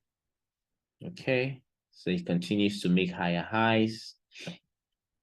It's pulling back a little bit. What time is this? This is around 7:15. Typically I'm asleep by this time. Yeah, 20. This is night. This is Asia session rather. So 4:35. You can see the time here. You just look at the crosshair down. You see the time that I'm actually referring to. So okay, 7 a.m. So by 7 a.m. usually I'm already up on the market again. And then here you can see basically what that is like. So now let's also draw our higher high. So you can see that this low was the low that took out our swing structure. Let's do our swing structure rather, I meant. So you can see that this low here was the low that took out this high. That means the lowest point from this move that took out this high, if you use your your tool, your measuring tool here, and you draw that, you can see that this was the lowest point that took out this high. So this becomes our swing low, right? It's very important to understand that. So, and why is this our swing low? It is our swing low because this was our previous swing high. And the move that took out that swing high, now produces a new swing range. So this becomes now our new swing low, right? And then this also now becomes our new swing high. As you can see here, this becomes our new swing high. So we're now operating between this range, this high and this low. So anything that happens in between here is called internal structure. Now, the goal of trading is to be able to catch the lower high. And what do I mean by that? Now you can see from here, this was where we started having that bullish change of character. So here, this was our previous swing high. The market made a low here and then it took out this high. Now we knew that the market has now changed bullish, made a high here, pulled back a little bit, and then broke that high. And now it has made a second higher high. So we know that the market is now officially bullish on the 15 minutes, but we know that on the 4-hour, we're still bearish. The 4-hour is still bearish, but the 15 minutes is already bullish. So after making this high, the market pulled back again and then made this high. Now, after making this high, what's our expectation? Now, that's something we call expectational order flow. We expect that after the market has made this high, there will now be an another pullback before it continues, right? So we call that expectational order flow. You must have seen this. I think this was part of the free course or the free video I did on advanced market structure and all that. So expectation order flow, break of structure. Let me use this tool. I always like using this tool because it helps me just see where we are at the market. So you can see this high, pullback, high, pullback, high, and then we're pulling back. This might continue to pull back before making another high, and that's just it. So you can see that we're now bullish. So these are expectational order flow. So after a high, we expect a pullback and then we expect continuation. So what is our own goal as traders? Our goal as traders is to be able to catch these lows and trade these lows. So basically you have this brick of structure here. Your goal will be to see how you can catch this low here. And then because you know that there's an expectational order flow, that after a pullback, the market will reverse to take out the previous high. So your goal is you want to see how you can catch this low and then trade it and then take out, make a profit as the market reverses to take out the previous high. So what's our expectation here now? We expect this to pull back. It can pull back here and continue, or it can pull back here to this zone and continue, or it can even pull back down here and continue, or it can even pull back here before it continues. You never know. We simply just react to price. So our goal is to be able to understand how to draw this structure first before we even begin to think about, okay, how do I now look for opportunities and how do I now look for confirmations that I can now use to enter, trades. So we'll get to that, but let's continue to draw our zones and let this just, let this just sink in a little bit, right? So let's continue. So this is around 7 a.m. So I'll just draw this. Okay, so you can see it's pulling back. Okay, we have a wick. Okay, okay, so you see this here pulled, and actually we had this wick that actually took out this high. But remember, I told you that for me to consider a break of structure, it has to be by the body on the 4 hour and the 15 minutes and not just a wick. So I need to see the candle close by the body. So here it's pulling back. So you can see it's pulling back. Now, let me explain something. Now, someone else, if, for example, you're trading and you just want to see a wick and you're not waiting for the body to close by the body, what you're going to experience is that you might be caught on the wrong side of the market, because you can see it's broke this high by the wick and then it completely reversed and started taking out all these lows, right? So let's continue drawing this. Okay, so here we go. I already have some structure drawn there, so you can see basically we had that there. Now, what do you see? It came to this zone and then it's reacting to price, right? So let's see. Okay. Okay, so now it's reacting to this zone here, as you can see. We're gonna be building this gradually. I don't want to pack a lot of things. There are a lot of things in terms of market structure, flip zones, and all of which we're gonna get to. But for now, you can basically just understand that this move back here, or this pullback here, is actually reacting to this zone here. You can see the market came here and pull back a little bit before breaking the structure. So there's now, usually there will be a lot of orders here. Some traders, are going to place orders here, and then expectedly when the market comes into this zone, which we call a point of interest, you would have seen me use POI. So we call that a point of interest. So just POI. So say 15 minutes POI. Yeah, so you can see that 15 minutes POI. So when it comes into this zone, it reacts to that and then pulls back a little bit. So when it pulls back, we can also see we have an internal structure. Remember, all of this movement is an internal, these are all internal, minor structures or internal movements, right? Because the major structure is this low here and this high here. So all of these are all internal structures. Now, how do you know that, the structure or the pullback is coming to an end when you have a change of character? And what does that mean? You can see here the market pull back a little bit, made a high here, pull back, made a new low here, and then, completely reversed and broke this previous high. So if you take this high here and we draw that to the body, that is called a change of character. Right now, this is a change of character. Now, what are expectations? When there's a change of character, it's telling us that probably this pullback is actually being exhausted. It's coming to an end, and the market is now ready to make a new higher high. Remember, on the 15 minutes, the 15 minutes has been bullish, right? So when you see, after a high is made and you have a pullback, and then you now see a change of character, that simply tells you that maybe that pullback is coming to an end, and then we're now ready to now target this high or even make, new higher highs. So our expectation would be that the market is now, after this break of change of character, will now pull back into this zone that caused this change of character, that took out this high, and then we can now trade it and now move and take out this high. So let's see what's going to happen, if that's going to happen. So let's continue playing this.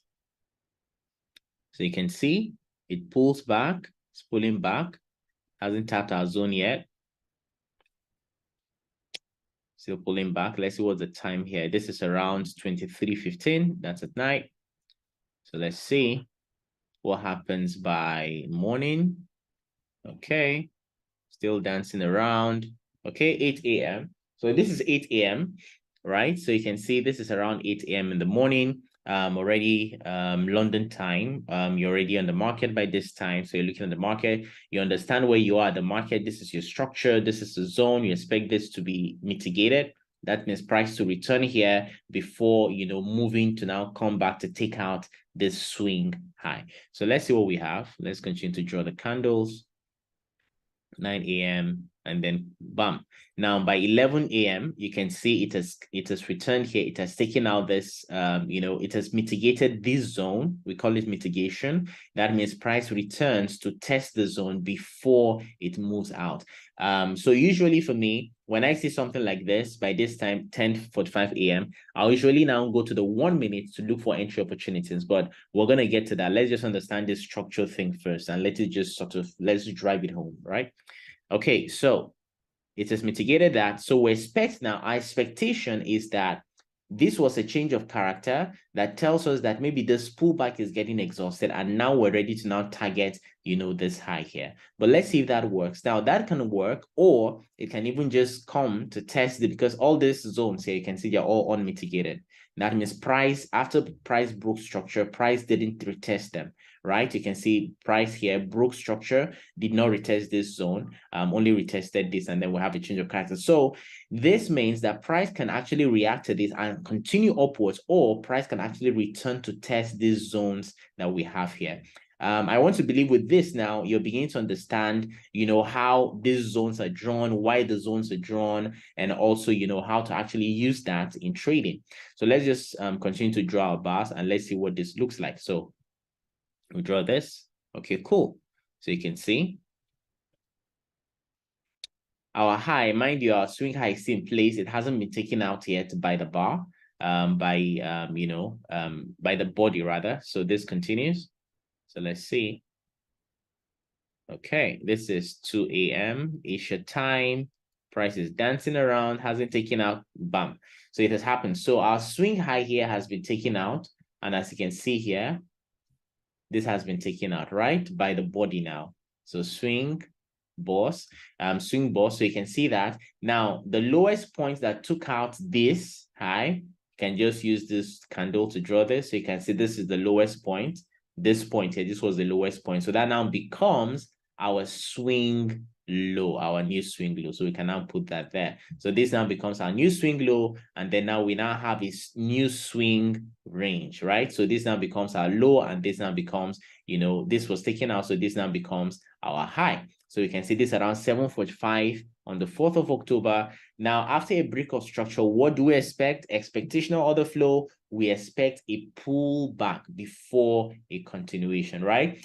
Now, I want to believe with this, you're now beginning to piece together market structure, how to draw market structure, how the lows are formed, how when you see a change of character after a pullback, that tells you that maybe the market now is exhausting the pullback, it's now ready to target this high, and then exactly that happens, the market pulls back into this zone, mitigates this zone, and then it pushes up, right? Now, typically, if for example, I'm to trade on the 15 minutes, I'll usually just take this tool here. We're going to get into entries. We're not talking about entries yet because I really need this to be for us to really understand this. So, but if I was to enter this based on market structure, after I see this change of character, I'll normally expect that this zone will hold, and then I'll just sort of enter here and put my low just below this zone here, my stop loss just below here. We're going to talk about all of this time, and then I'll target at minimum this high here, right? I'll target this at minimum this high. So, and then what happens? You can see the market came here, mitigated this zone, right?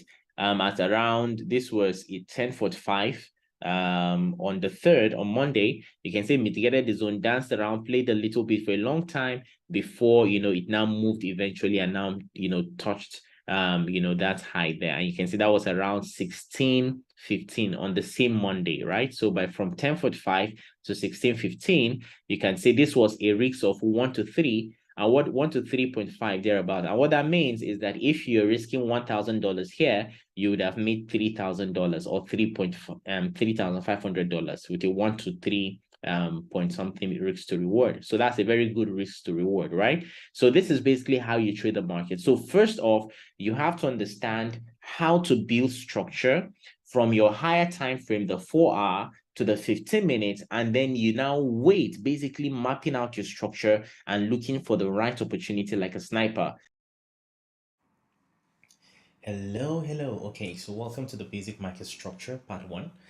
This is part one because it's going to be a part two, and the part two is going to be on advanced market structure, particularly multi-time frame analysis and how you can utilize that in your trading. But for today, we're going to concentrate on the basic market structure. By the time you're leaving this webinar, you would be so confident because you understand how the market works, and you would have an understanding of how to interpret charts literally. So without further ado, let's get right onto it. Okay, so right here we have this. So we have the uptrend, the bullish market structure. Now, when we talk about market structure basically, are just patterns that give us, an idea, a bias as to what the market is going to do, an expectation as to how the market is going to behave. So here, if you look at this, you see here we have this simple market structure. You see, the market comes up here, makes a higher high. This HH means a higher high, and then it comes down, a higher low, and then it goes again, breaks this former higher high, pulls through and makes another high, pulls back again, and then goes up, break this former higher high, break of structure. That's what we have here is BOS, break of structure, and then makes another higher high, and then pulls back again, and then breaks through again, making another higher high. Now this series of up down up down up down up down while the market is going up is called an uptrend. It's a bullish market structure, right? And you can see that here. So we have basically this has a simple theory of market structure and uptrend. When you hear uptrend or you hear bullish market structure, this is simply what people are talking about, right? So just series of higher lows, and then higher lows, and then higher lows, and you just see everything's just going up that way, right? So that's a bullish market structure, an uptrend. Now that said, this is a simple of course structure. Now you actually have a more complex structure in the market, in the reality of the market. So it will look something like this. You have this push up, a higher high is formed, and then it pulls back, and then it goes up, breaks this form of structure. You can see that boss that has BOS, break of structure, and then forms a new higher high. And then when coming back, usually it won't just be a straight line that just comes back like that. It's going to be like a zigzag motion, right? Downwards. You see that? Right? It just moves ups and down. It moves up and down, until it comes here, and then it moves back up again, and then pulls back a little bit, and then breaks the structure again. And you see this boss here, right? So you see it makes, another new higher high, and then coming back again, it pulls back again, and have this zigzag motion, and down and down, and then comes down here, and then moves up again, and then pulls back a little bit and breaks the structure. Now this is literally how the market moves, right? So the reality of the market is you have all this up, down, up again, down, and then up again. So you see just a series of movement like this, up, down, up, down, up, down. You can see the market is trending upward. So that's a bullish market structure, an upward trend, right? Now we also have the downward trend, as you can see here on this right side. And the downward trend, by the way, is called a bearish market structure. So you can see here from this high, the market pulled down, and then it came up here, and then it went down, and then came back up. It went down again and pulled back up, and then went down again. And you can see the market was just going down. So that is called, a bearish market structure, a downward trend. That is how the market works, right? You probably have heard this before. It is said that nothing stays up or goes up forever. Whatever goes up must come down, right? So that's just the reality of how the market also works. So prices go up and then they come down, prices go up and then they come down. There's always this fluctuation up and down. Now that said, we have here this, this LL that we have here, that means a lower low. So the market pulls through, you have this lower low here, and then pulls back up a lower high, and then pulls and breaks the former lower low, making a new lower low, right? And then pulls back up and then makes a new lower high, right? This high is lower than this previous one, so it's a lower high, a new lower high, and then pulls down and breaks the former lower low, forming a new lower low, and then pulls back up, and then forming a new lower high, lower than this one, so it's a lower high, and then it pulls down, breaking the former lower low to form a new lower low somewhere around here. So when you see this kind of movement in the market, it's called a downward trend and a bearish trend. Now this is a simple, of course, theory. This is very simple for you to understand this. However, the reality of the market can be different. So the reality of the market looks something like this. So you have this move down here, you have this lower high, lower low, right? And then it pulls back up, and then to come down, you have this zigzag motion. You can see that, and then it breaks the former, lower low here, making what? Forming another new lower low, and then it pulls back up in a zigzag motion again, and then it continues and continues and continues, basically, right? This one breaks another new structure here, and then it goes on and on like that. This is really how the market just moves. So the fundamental thing to understand here is that you have two major trends. Number one is the uptrend, and then number two is the downtrend. Okay, now that's it. Let's look at another concept called strong highs, strong and weak highs or lows. Now we have the uptrend or the bullish market structure. Now an explanation of how this works is this. Now you see here we had this low here, right? And then the market pulled up here and then pulled back a little bit and then broke this high here to form a new high here, right? Now this new high was formed by this low here. This was where the energy came in, the money came in, that pushed the market past through this previous high. Now, because a lot of money came here and pushed through, that broke this previous high, this low is now considered a strong low, right? I'm going to take that, gently again. The money came in here and pushed this move that actually broke this previous high. So because a lot of the push came from this place, right? So this is now considered a strong low because it took out this high. Simple. This low took out this high, so it's a strong low. Then the market pulled back down again and then broke another structure. So this low here took out this high again, so this low is now considered a new strong low. And then it pulled back again and then broke this high here.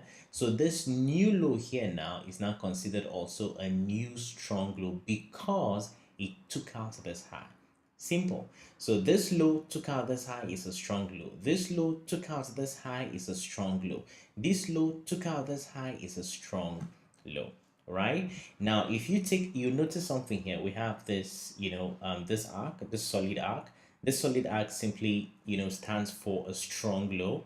And then you have this dotted arc here. That means this is a weak low. So this is a strong low because it took out this high. And this high becomes a weak high because this low took it out.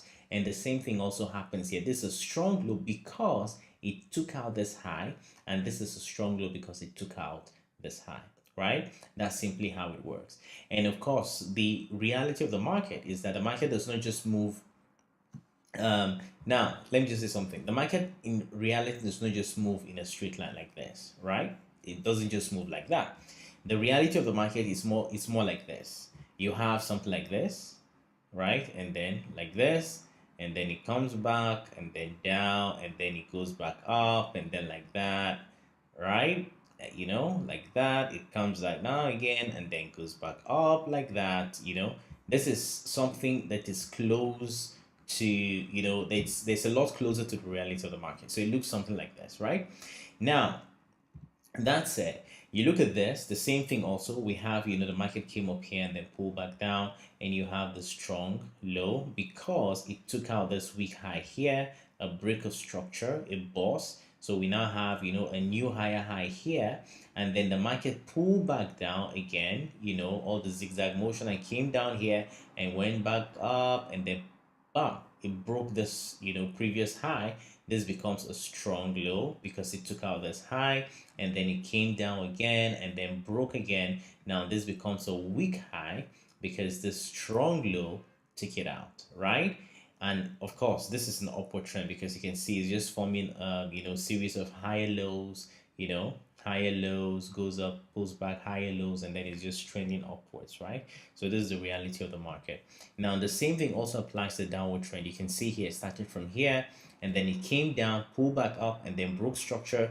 This becomes a strong high because this high took out this low, so it's now a strong high. And then it pulled back up again and then broke the structure, so this becomes a strong high because this high took out this weak low, right? It becomes a strong high because it took out someone. So if you take out someone, you're stronger than that person, right? So this high took out this low, and therefore this high is a strong high.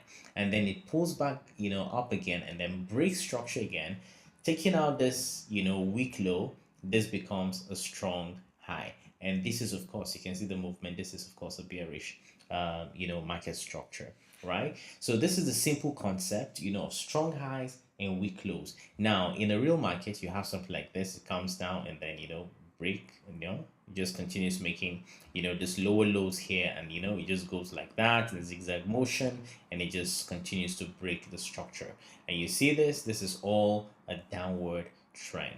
Now the simple concept to understand here is that a strong high or a low, it's a high or a low that has taken out a previous higher high or a higher low, right? A higher high or a lower low, right?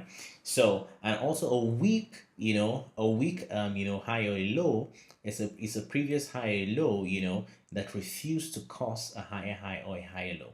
So if this, take this out, so this is considered a weak low because it did not take out anything, right? This is also considered a weak low because, as if for this to become a strong low, that means it needs to take out this high here. But you can see here it came here and then pulled down, so it didn't take out anything here, so that's why it's considered a weak low. And then this is also considered a weak low too because it refused to take out this previous high. So this came up here and then pulled through and took it out, so it becomes a weak low. Now that's just the concept of strong highs and weak and strong highs, strong or weak highs and lows. All right, so that's it. Let's go to the next thing now. Trend change. When we talk about trend change, a shift in structure, basically that's what it means. Now we've already seen the uptrend, and we've seen the downtrend, right? Bullish market structure and bearish market structure. Now the market does not continue to just not go up in perpetuity, and neither does the market go down, continue to go down in perpetuity. Now there's something called a trend change. The trend can change. Now how does that work? Now look at this here. You see the market pulled up here, pulled down, pulled up, pulled down. Already you can see it's making higher highs, right? So you already know it's an upward trending market. So it pulls up again, pulls back, pulls up again, right? It took out this high, so you already know that you can see how all these highs were taken out as the market was pulling up and all of that. And then look at what happens here. The market now pulls down and takes out this low here. Now because it took out this low, now we can see that there is a change of market structure, because the market was pulling up, down, up, down, up, down, taking out the higher highs, and then all of a sudden it pulls down and takes out this low that is supposed to be a strong low. And it's a strong low because it had taken out this higher high, right? But then the market pulls down and takes it out. So that becomes what? That tells us that the market has now changed character, has now shifted in structure, right? So the trend has shifted. So that's the meaning of that, right? So higher highs, higher highs, higher highs, higher highs, and then all of a sudden, boom, it changes structure. It takes out this supposedly strong low. That's a shift in structure. So when that happens, now we're expecting that this will now become a strong high because it took out this high, this low rather. So this becomes a strong high because it took out this low. So when this becomes a strong high, that means we're expecting that the market is not going to come back here and take out this high. That's our expectation, right? There's something called the expectational order flow. So this is the order flow, just making higher highs and just going on like that and making an uptrend in the market there. So we always have an expectation. When you see an uptrend in the market, we have an expectation that is going to continue, but also we know that might come to an end anytime, and we really don't know when. But when we see a change of structure like this, from the upward trend, and then all of a sudden, boom, it takes out the previous strong low, then we know that there is now a shift in structure, and then we expect now to see that shift or that downward trend is going to continue in this case, right? So it comes back up here and then takes out this previous low, right? It takes out this previous low and then it continues. Now you can see this, it takes out the previous low, but then it comes back again and takes out this high again. Now the reality of the market is that the market can do whatever it wants to do. The fact that the market is trending upwards does not mean it's going to continue perpetuity, and then when it begins to trend downwards too, doesn't mean it's going to continue perpetuity. But we have an expectation that the market is going to obey the structure, right? It's going to obey is going to be, of course, the structure. So basically you can see here it changed structure, right? It broke structure to the downwards, and then it broke structure again upwards, right? And then you can see it came back here and then broke structure again here, right? And then it came down here and then broke the structure and then returned here, and then it goes down, right? The reality of market is that the market can always change structure, right? So that is the concept of a trend change or a shift in structure. Now let's get this really ingrained. Now when you look at this is a more complex, something that's close to reality and how the market moves.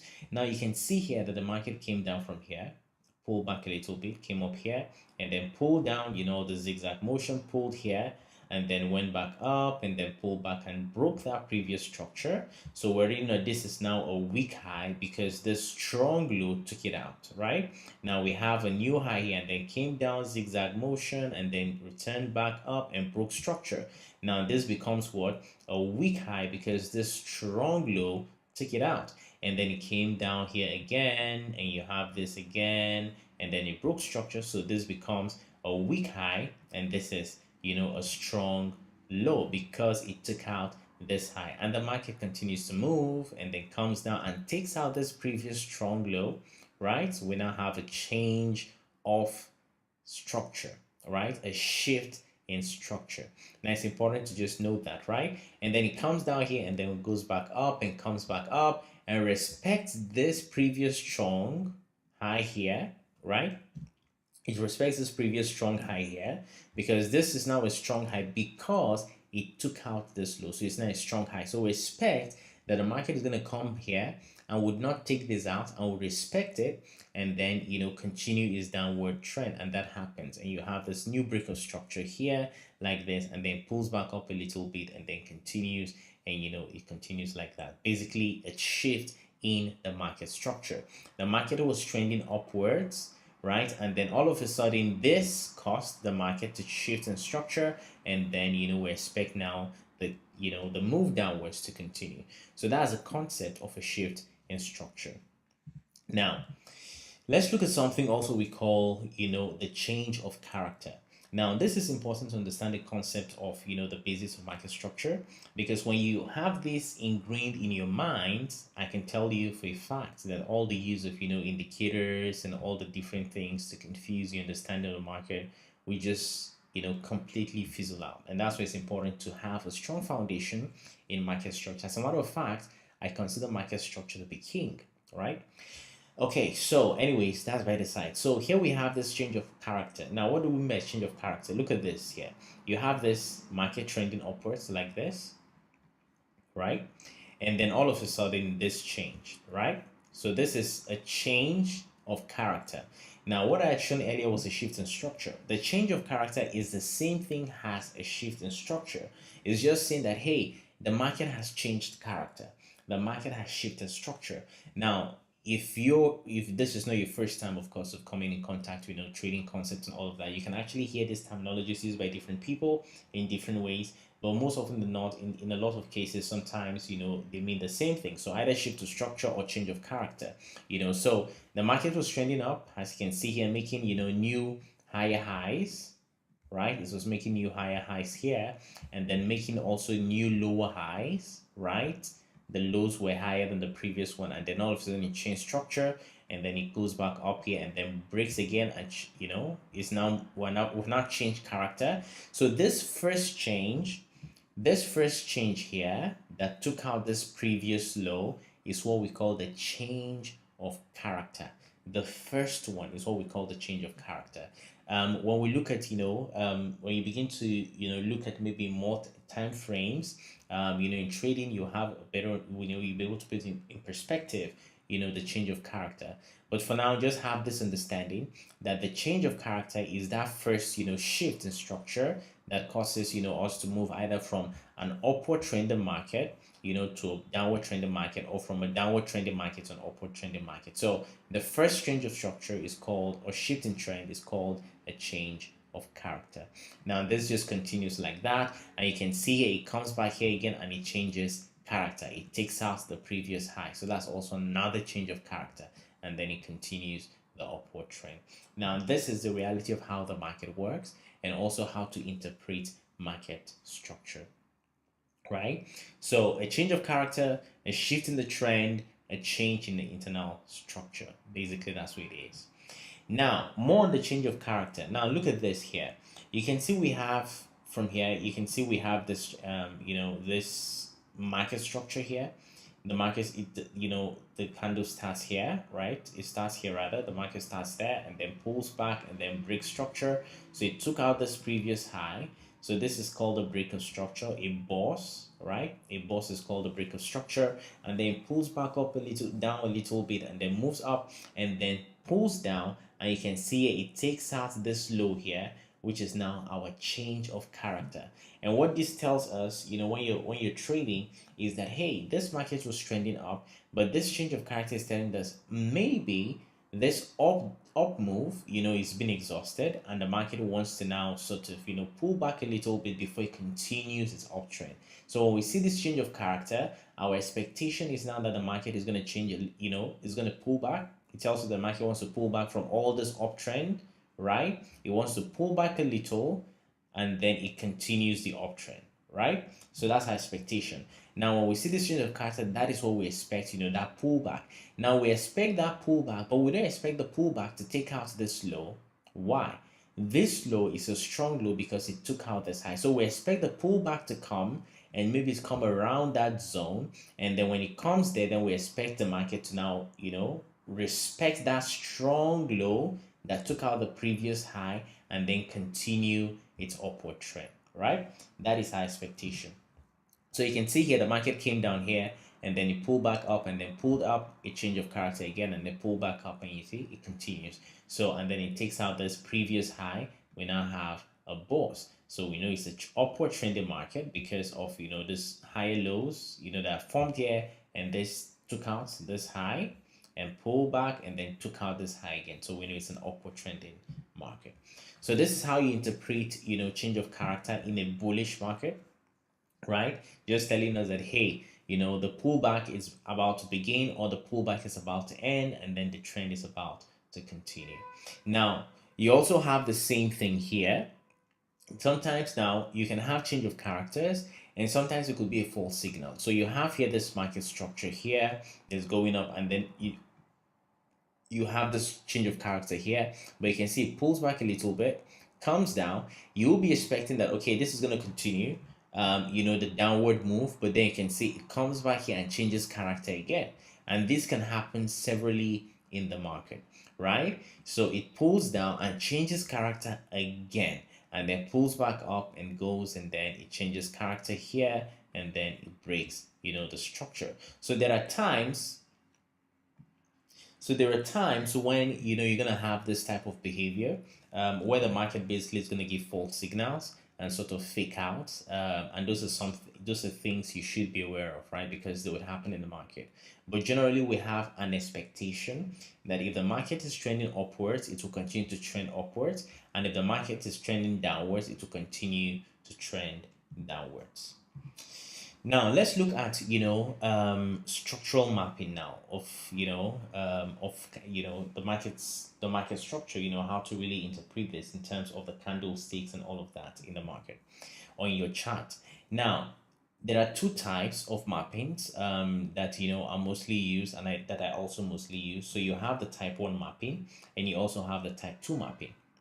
Now, when we talk of the type 1 mapping, you can see a type 1 mapping says is from wick to the body. And what we mean from that is this. You have all this, wicks on the candle. So this is a candle, by the way. You have this big candle here, right? And this line here is called a wick. And this line down here is also called a wick, right?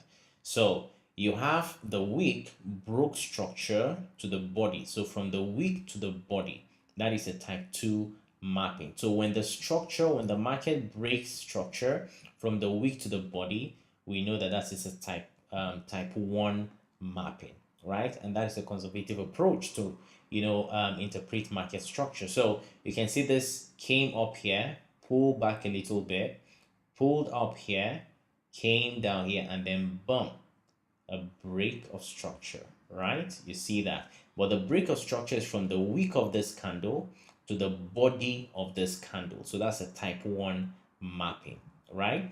Now you look at this type 2 mapping here. This is more aggressive. You can see the market came up here, came down here, broke, but did not, the body of the candle did not close above this previous high. It pulled back in, but you can see it left a long wick, right? It left this long wick. So if you draw your map like this and say, oh, this is a break of structure, that is a type 2 break of structure because you're drawing it from the wick of this previous high to the wick of this candle. So that's a type 2 mapping. So the market came up here, down, up, and then broke structure eventually.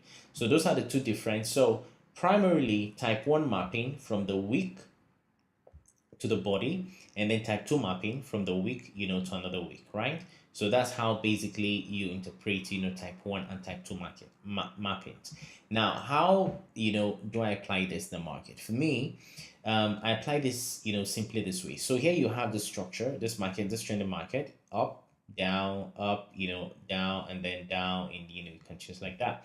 Now for a major break of structure for me, it has to close with the body of the candle. So that means this previous high has to be taken out by the body of the candle. So it comes down and then takes it out, something like this, right?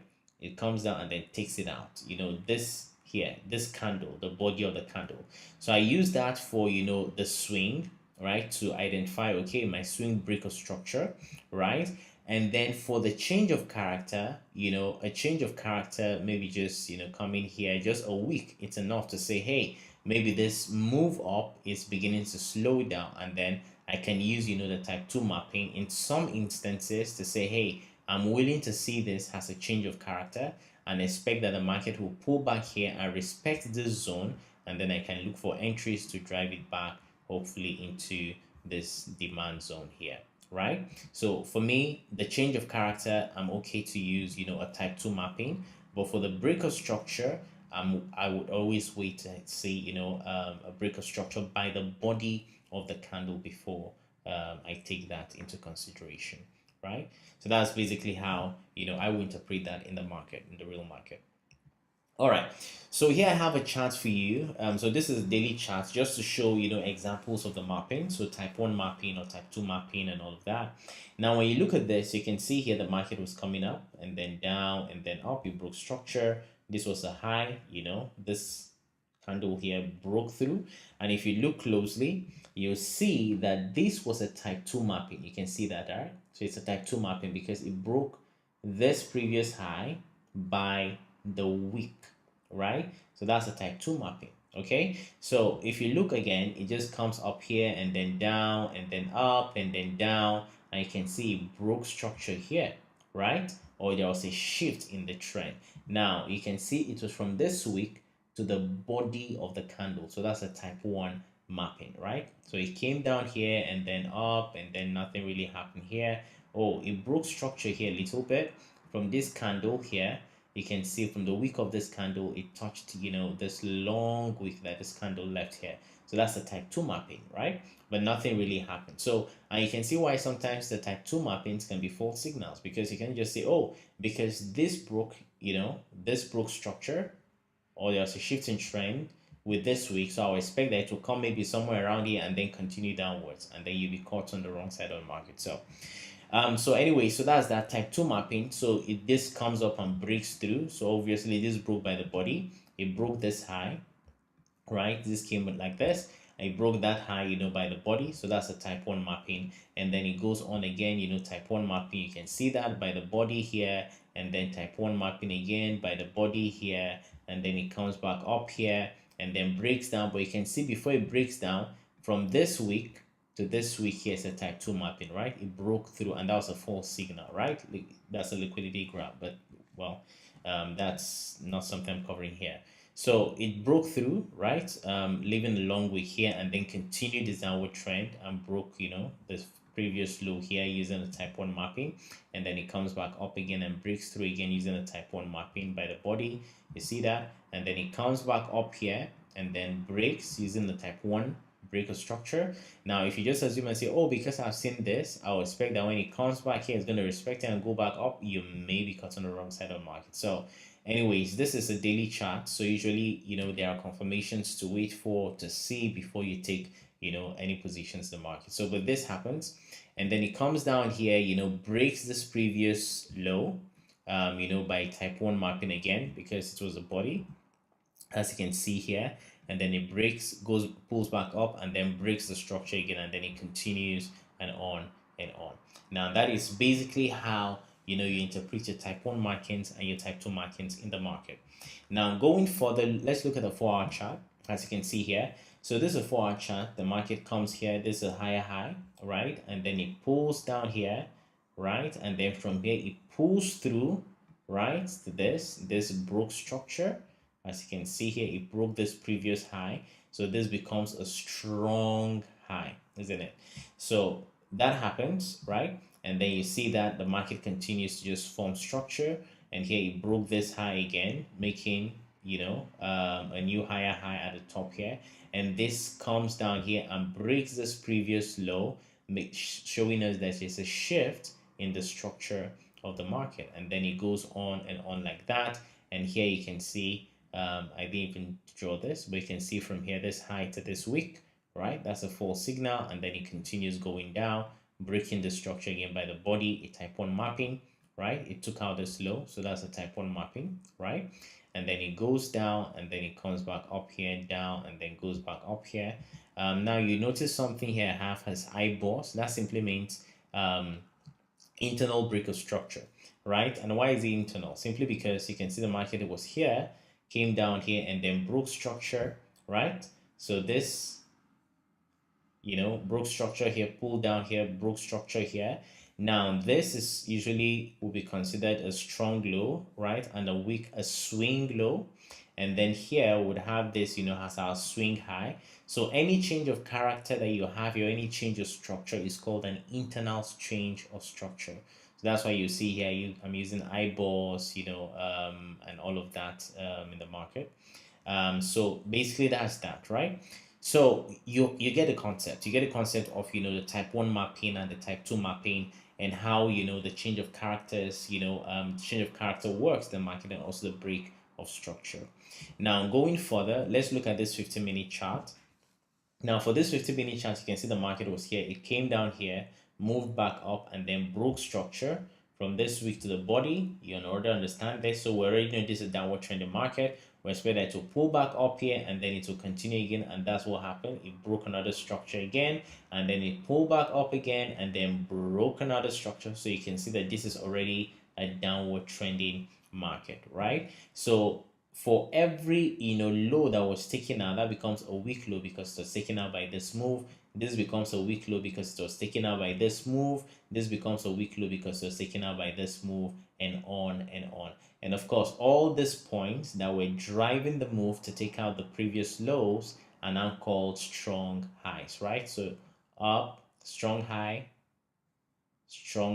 push through, strong high, push through again, right? So that's the downward trending market. And then comes down here, and then goes back up, and then comes back here, and then goes back up. You can see this was like a change of character, because this was a downward trending market, and for the first time you have here, this high was taken out by this move here, but this is a fake out. You see that? And then it continues its downward trend, and then it comes here and it takes out the previous low, and you see that. So the reality of the market is that this can happen, and you simply just have to stay open to what the market presents to you, not to simply predict and say this must happen. No, the market can decide to go any direction it wants to go. All you need to do is to observe, and of course to take position accordingly to what you see. So here we have, it takes out again this low, so our downward trend is still in play. It comes back to the top here again, and then continues and takes out this previous low here. So that means it's a really downward, it's a really it's downtrend basically. So it continues down and then pulls back up a little bit, comes here, pulls back up a little bit, and then goes down, and then comes back here again, and then pulls, continues. This is more like ranging, nothing really happening here, and then pulls here. You see this week, right? If you're not careful, you map this. If you map weeks, you just say, oh, this is a change of character. Well, sometimes it may play out like that, sometimes it may not play out like that, but you can see here, it pulls back, down here, and then breaks structure, right? So we have here a major change of character, and the expectation is that there will be a pullback a little bit, and then it will continue to move to the upside. Now, this is how to understand, market structure, basic market structure, lower highs, higher highs, higher highs, break of structure, change of character, shifting trend, and all of that. Now, I want to believe you've been able to pick a thing or two from this. This is part one of the basic market structure, and the multi-time frame analysis, or the advanced market structure, is going to be the part two. So I want you to look forward to it. If you're watching this at a time when already that has already been published, so most likely you get a link to connect to it. But hey, I want to tell you something about Paruto. So Paruto Capital, basically, all our goal is to be able to build community of consistent, successful, and profitable traders. And if you've benefited from this short webinar that we've had, I want to believe that you're still going to benefit a lot from the course and also from joining the community. So you have here already a free discount I'm making available that will give you 15% off, our monthly membership, or whatever package you decide to go to. Just make sure you put in my stocking profit, in the discount field, and you'll be able to get 15% more of the price. And you can join Paruto Capital. You have access to the training course, you have access to our trades. The minimum trades we normally take is 1 to 5, and what that simply means is if you risk 100 naira or $100, you're going to make $500. If you risk $1,000, you're going to make $5,000 for most of our trades, right? So that's how basically we trade. So if you want to be part of the community, you want to enjoy all of this, I encourage you to get our membership and join. You have access to community, the trading floor, semantics, trading strategy, how I trade. Literally, I'm going to be sharing my trading plan. And also, you get clarity on trade setups. You have access to capital service, where we share market markups, analysis daily and all of that. And you can also easily pass funding challenges. We live in a time when access to capital, it's not really a problem. It's not really a problem if you really want to learn how to trade. You can get your access to capital by simply, proving that you have the skill to trade, and that's also something that would help you in the course. And also, has if you join the community, I'll be able to help you, access some of this funding.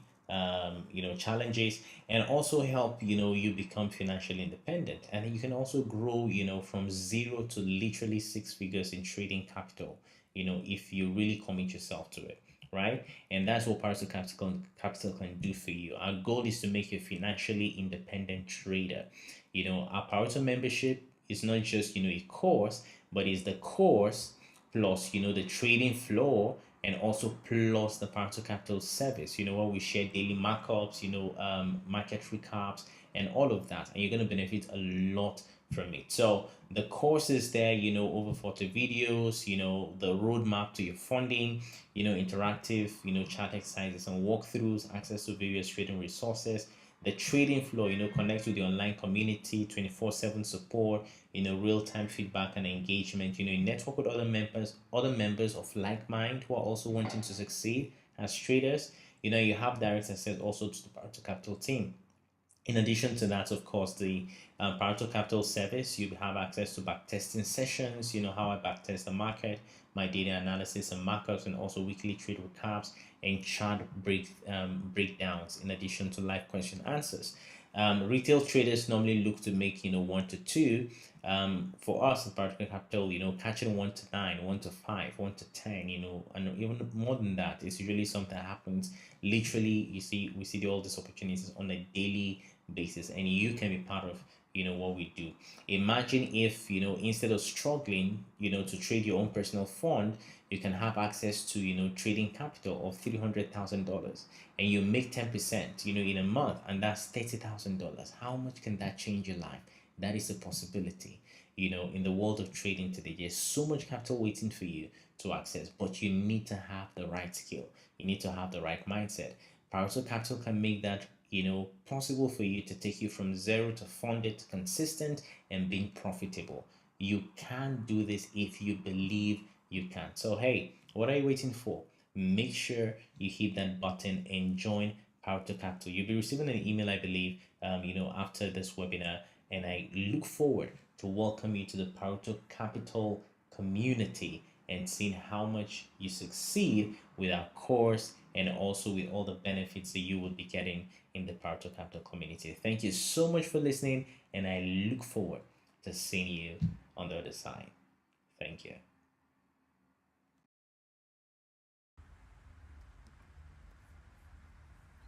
Okay, hello. So welcome to this walkthrough. Now, this is one entry you need to learn how to really sport in the market, and then utilize it in your trading. And I tell you, this is going to change a lot for you. Okay, so my chart here, I have the 4 hour, 15 minutes, and then the 1 minute. But then we're just going to use one of those charts to sort of buttress what I want to show you here. So using the 4 hour chart, so on the 4 hour chart here, you can see clearly, right, that price is sort of trending downwards since the bearish, or in the bearish market. Okay, at least based on what we have here on the chart. Now, I just want to highlight, the place of patience, and also expectational order flow, in terms of expecting what price would do when price comes into specific POIs in the market. Now, you can see clearly from here the price first off has been trending, or was trending upwards, right? You can see based on market structure here, you had, highs and lows, highs and lows, highs and lows, and then that pretty much continued. And then at this point, you had this high taken out by this, bullish move, and then price sort of returned and took out the low that caused, that bullish run, and then that indicates that the bearish price is changing or has shifted, from a bullish trending market to now a bearish market, right? So this is the first, indication of that. And then after that, what do you expect after a break of structure? You expect that prices, after taking out this low, will pull back into the zone, or probably even into the zone before continuing downwards. But then that really didn't happen in this case. So price pushed downwards, made a low here. So to pull back into, I respected this bullish candle up, and then, broke down again and took out the previous low, and then price pushed up again, tried taking out this high but failed to do so, left a giant wick as you can see here, and then price pushed down and then took out this low that we have here, right? So after that, what happens next? Price then pull back up again into this sort of order flow. You can see the bearish order flow clearly here. I won't be going into details of this, but you understand what I mean. Price, after taking out this low, pushed back up a little bit into this bearish, into this supply zone, and then continued downwards. Now, one thing to take note of if we zoom out is that you observe that there was a large displacement here, in terms of price. This was around the 6th of January, and price left, some sort of imbalance here, right? So a lot of people call it different things, but price basically just left a lot of imbalance here. That means that after price sort of pushed violently, if I will use a word, from this zone, price didn't really return to mitigate, this zone, sort of didn't retest it, yeah. And then, so when you see this sort of bearish momentum, that simply tells us that there's every possibility the price will return to fill in the void here, the imbalance here, right? So when we see that, obviously, we're going to be trading, in direction of the trend, maybe with some counter trend, depending on structure and all of that on lower time frames. But of course, the most obvious trade is to trade in the direction of the trend. So you're waiting, for price to retest highs and then you sell off, and then retest highs and then you sell off, sort of. Now we know that when price comes into this 4 hour, we expect also that there's going to be some sort of reaction, and that's where I really want to emphasize what I want to draw, what I want to drive at, today, right? So let's do that. So now price sort of, this was the candle, 3 p.m. on Friday. So let's just take the candle. Let's just take price back there. So by 3 p.m. on Friday already, my time, that's almost London close. So depending on structure anyways, if structure shows up, of course, before 5 p.m, uses +1, I'm going to trade it, but if not, I'm done. So this is already 3 p.m, so let's see what happens. Let's go to the 15 minutes. Okay, so now the 15 minutes, we have this. So 6:45 p.m, so let's just continue. This is already late, so nothing happening. You can see nothing really is happening here. Price is just basically ranging, close of the week and all. So let's take it to Monday, 1 a.m, 2 a.m, let's take it to around 7 a.m. Okay, 7:30 a.m. Now, by this time, of course, I'm already on the chart, right? And then I, would have analyzed the chart. I would have drawn my zones, and I would have also drawn my highs and my lows and all of that. As you can see here, we had, some little structure here. Price, if I draw this, price sort of pulled down, took out, pulled back a little bit, made a low, returned a little bit, and then made a low here, left a high, and then made a low here, and left a giant wick here, you see, and then price just started doing what? Just the ranging within this area, right? So nothing really happening here. Hasn't taken out the low, hasn't taken out the high, it's just playing around basically. Okay, so here we are out now. So price is sort of here. This is 7:30 a.m. So of course I wouldn't even take any trade until 8 a.m, so I'll wait for London open before considering trades, right? So here we are. So this is 7:45 a.m. So the first we want to see, after price mitigates a higher time frame, the 4 hour, for example, I trade off the 4 hour, the 15 minutes and 1 minute. I want to see a change of character, right? So let's look at this. So here, 7:30 a.m. Okay, so we already have the change of character. As you can see, I already have the drawn, of course. So this high has now been taken out by this candle, as you can see. So that's the first change of character, right? Some persons may choose to recognize this as the first change of character, this bullish candle here, right, after this taken out, and that's perfectly okay. So when I see this, my expectation now is that price would return into the zone and then give me, that opportunity to buy upwards. Now, if you're to trade the 15 minutes, right, now if you've seen this change of character already, you can just simply take out your tool, and then of course you sort of put, depending on how you place your candle, so then how you place your entry, you might decide to say, okay, I'm taking maybe half of this range, the 50% level of this range, this low here, and then this low that was taken out, this high, and then this low. Take the 50% mark, and then put your entry there and put your low below this guy here, because you know that you've seen a change of character and you've mitigated the 4-hour POI, you've mitigated the internal refined 15 minutes POI. Now you expect price to sort of, you know, react to that and then give you an entry. So if you're trading 15 minutes, this is sufficient to say, I'm going to just take this, and then what are you going to target, right? Now you see we'll be making, you know, series of, you know, high lows, high lows. So all of this, you know, area here, liquidity just lies around there. So if you're going to take the swing, this was the low that caused price pullback before, you know, pulling down and then, you know, giving us this low here. So you're going to take the swing, you can simply just enter here and put your, you know, entry here. So that will be a good 1 to 6, right? But of course, you must have patience. Now, this is, of course, also risky because price can decide to just completely blow through, you know, your stop loss and come pull, sort of mitigate, you know, the 4-hour POI deeper before even change of character. So just waiting for a chalk alone, it's risky. It's a risk entry, right? But of course, if you have proper money management and risk management, that shouldn't be an issue at all. And if you've tested it anyways and it works for you, why not? So you have a good 1 to 6 here. But for us, we're interested in entering in the 1 minute. So we wouldn't just enter here. We can actually do that, but let's just leave that and see. So with this, after the chalk already, with this candle that pulled back, you can see that we're already in a trade, right? You can see that right by 8:30. So let's just leave that. Let's assume that this is an entry that we had on the 15 minutes, okay? So let's just have that there. Now, but we're really interested in trading the 1 minute. So we want price to sort of retest our POI. And then after price has done that, then we can now, you know, look for the entries. Now, for some people, this change of character may not be sufficient. Some persons may want to see this high taken out first before they even consider, you know, entry, and that's perfectly okay. Now, depending on how you've tested the market and you know that it works for you, you can actually just sort of, you know, do your thing. Okay. So now what do we do? So we'll wait for, you know, the market to give us an entry. So let's see what happens. So let's put 15 minutes. Cool. So it's taking off, you know, it has, of course, change of character, just taking off from here. And then let's see what happens. 9 a.m. Now, just before, you know, I continue. Now, this is a 15-minute entry, but let's assume we wanted to refine this. Okay. Now, you'll notice something here that we have something interesting here I want to highlight. Now, you can see here that this candle, let me just take this guy off. Now, this candle here actually swept the low of this candle. You see that, right? This candle left a wick that swept the low of this previous bullish candle. Now that is a sweep of liquidity. Now after price sort of broke through this high, right, this new high that was created by this, you know, move here, now we expect that price will pull back a little bit into the zone that swept liquidity. That's this zone here that swept the low of this candle, that swept liquidity before continuing, and we can actually use that to enter, you know, the market, right, to enter a trade. So if we do that, I will go to the 1 minute. Let's go to 1 minute.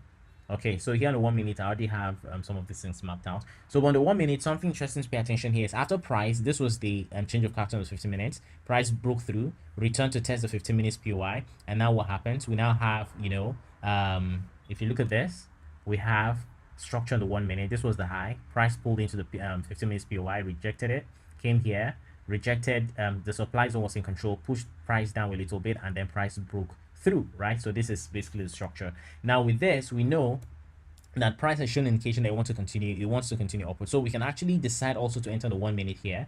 You can draw your fib tool from the low of this candle rejection from this zone to the high of the rejection. So you can either decide to enter the 15 minute at the 50% mark, right, or at the, you know, the distal, depending on what you call it, or even, you know, at this point here where price sort of took out this high. So you can decide to actually enter there.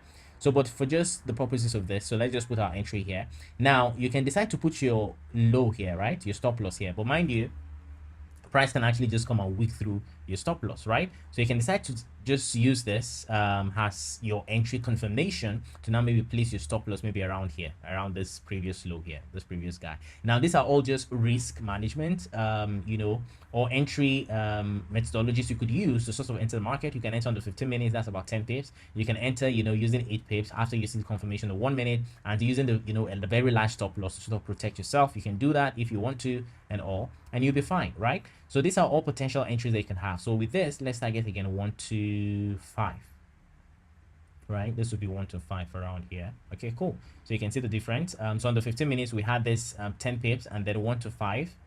Did I increase that? 1 to 5 will be around here. Almost the same. Interesting, right? Okay, so 1 to 5, 1 to 5. Okay, so we're already, of course, in this particular 15 minutes trade, and then you'll have another entry here. So hopefully we don't get stopped out, right? So yeah, so let's see how price continues to play out.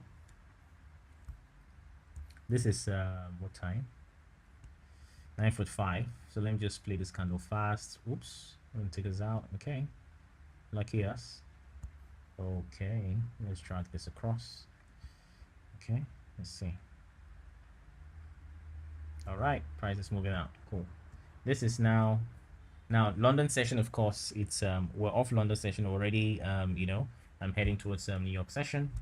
So it's gonna be a long trade. So 12:45. Now let's go to the 15 minutes. Let's just go to 15-minute track right there. So 12. Okay, so we've entered two trades, right? Two positions. Now depending on the risk you use, of course you may not necessarily enter two positions at a time, but let's see what we have. So this is a 15 minutes entry that we had around here. So let's have that there. Okay, so let's see. Now something interesting also has happened here. So if you look at this now, you can see here that we have, look at this, we have some structure here. So price sort of broke through this high, retested this 15 minutes POI, okay, and then within this zone here, if I should expand this, you see here that this low, this candle low was taken out by this candle, right? This candle took out the low of this candle, and that's a sweep of liquidity before price sort of broke through that high. Okay, so with this now, this is giving us another zone, another POI that we can actually expect price to come into before continuing upwards. Okay, we've seen a sweep of liquidity. It increases the confluence that we need to sort of expect that POI is going to hold. So we expect that price will come back in here, and then we'll look for another opportunity, and let's see what happens. Okay, so let's see this. Oops, okay, this is 215, and price has mitigated this 15 minutes POI. So what are we interested in now? We know now, let's look at the big picture. We know that price has been selling off. Okay, we know that price has mitigated for our POI. We know the price has mitigated the 15 minutes refined POI, and we've seen a chalk rather, a bullish chalk, and even a bullish break of structure, as you can see here. Now we know that there's a lot of liquidity lying around all these areas because the market has been selling off all this while. So our expectation is that the market now, when it reverses, would at least clear all of this liquidity, and there's nothing stopping it. So, and that's why we're our expectation is that the market would be bullish based on all of these confluences that we're seeing. So let's do this. So now prices come into this zone. You know why this POI, of course, is strong. I've explained that, right? Sweep of liquidity. So we trust this POI in a way. So let's go to 1 minute and see if we get an entry. Yeah, so on the 1 minute, okay. Oops. Yeah, so I already have this drawn up, right? But I'm going to explain how and why, of course. Explain the why of the trade. So here we've retested this 15-minute zone. Okay, this was the point where price actually first retested it. Let me just take that back there. Now, when price retested this, we now expect that what's going to happen?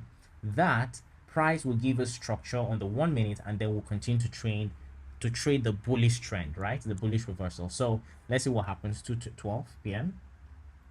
Okay, nothing. So price made a high and then took out this low, as you can see. So this is our new high here. So let's see what the price does again. Okay, price comes into this zone, rejects it, tried to take out the high, but failed to do so. So we're waiting for price to actually take out that high to show some confirmation that this zone is actually going to hold. Cool. And now we have what we need.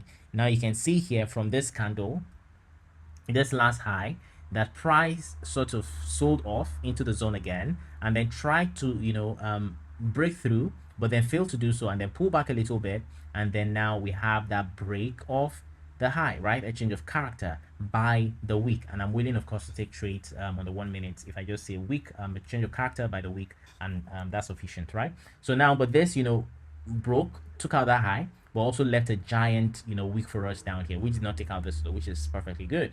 So now, even if it did anyways, it's still perfect, because that would be a good sweep of liquidity, adding to our confluence that area, or that demand zone is actually going to start. So with this now, we pull our fib tool. As you can see, I already have that here. Let me take this guy out. I already have that there. So you have the fib tool. Okay, so we take it from the high of the rejection to the low of this rejection. So we'll have that there like that. Now we have two options to enter. You can decide, you have multiple options. Let me just say two options. Now you can decide to enter here 15 at the 50 mark of the fib tool, right, at the 50% mark. But mind you, price can just decide to pull back a little bit, and then off it goes. without tapping you in, and that would be sad because you've spent all this time waiting for price and then you're not taking it. So you for me, I'll actually put it here at the distal. Okay, and the reason for this is simply I don't want to live with price waiting all this time doing all of this analysis, and then the time for entry comes and then I just waste it because I want to get a high risk to reward. So I know that I will still get what I want. So let's say 1 to 5, which is almost standard for me. So 1 to 5, right? So let's see what happens. Okay, so after this candle, let's see if we get an entry. Okay, cool, we have an entry, and then that's it, we're in. Perfect. Okay, price is pushing out, and there we go. Okay, almost, and there we go. And that is it, 1 to 5. Now, mind you, we're still in a trade, yeah, from London session. As you can see here, we still have this trade from London session, 1 to 5, 1 to 5. Already in the New York session, we've gotten 1 to 5 because our risk, or rather our stop loss was much smaller, 4.7 compared to 10, and then 8. Yeah, right. So we're still in this trade. Hopefully, this also plays out. Okay. So with this now, we can extend this guy here and then see at one point this trade actually plays out. Okay. Almost there. Price is reversing. Okay. Okay, and that's it. Yep, and that's it, yeah. So at this point, all our trades, our TPs have been hit. So 5, 5, and 5. So depending on what you're risking, you know what the outcome would be. And this is literally how you can trade, this strategy, right? It's quite simple. It's simple, right, in theory, but it does take a lot of practice to really nail this in the board and then understand how this works, and then a ton of patience to actually wait for this setup, right? To wait for this setup and then actually carry out the analysis and not wishing. You're not wishing for price to do what you wanted to do. You're simply following the market. You're simply following price action. Okay. So, well, I want to believe you've actually taken a ton of lessons from this. If you haven't subscribed, please hit the subscribe button. Your subscription or your like, your comments, helps to sort of boost the YouTube algorithm, and also to allow other people to really watch this video and also benefit from this video. So please, if you haven't done that, please hit the subscribe button. So I want to believe you've taken a ton of lessons from this, and also we have a lot of free resources for you in the description section. You can just check there, and also the course, of course, for Paruto Capital will be launching soon. If at the time of watching this video, that's if the course hasn't launched already, and you can join the community, and then you can really benefit from a ton of knowledge and a ton of experience that we bring daily to the market. So thank you so much for your time, and thank you so much for watching the video. I wish you all the best, and I look forward to connecting with you some other time. Cheers. Bye.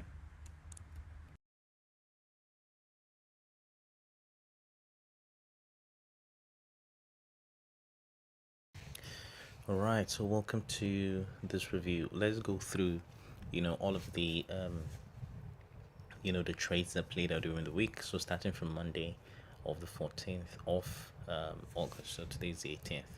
So right here you can see this candle. This is already 14th of August. So let's draw out the 4-hour structure here.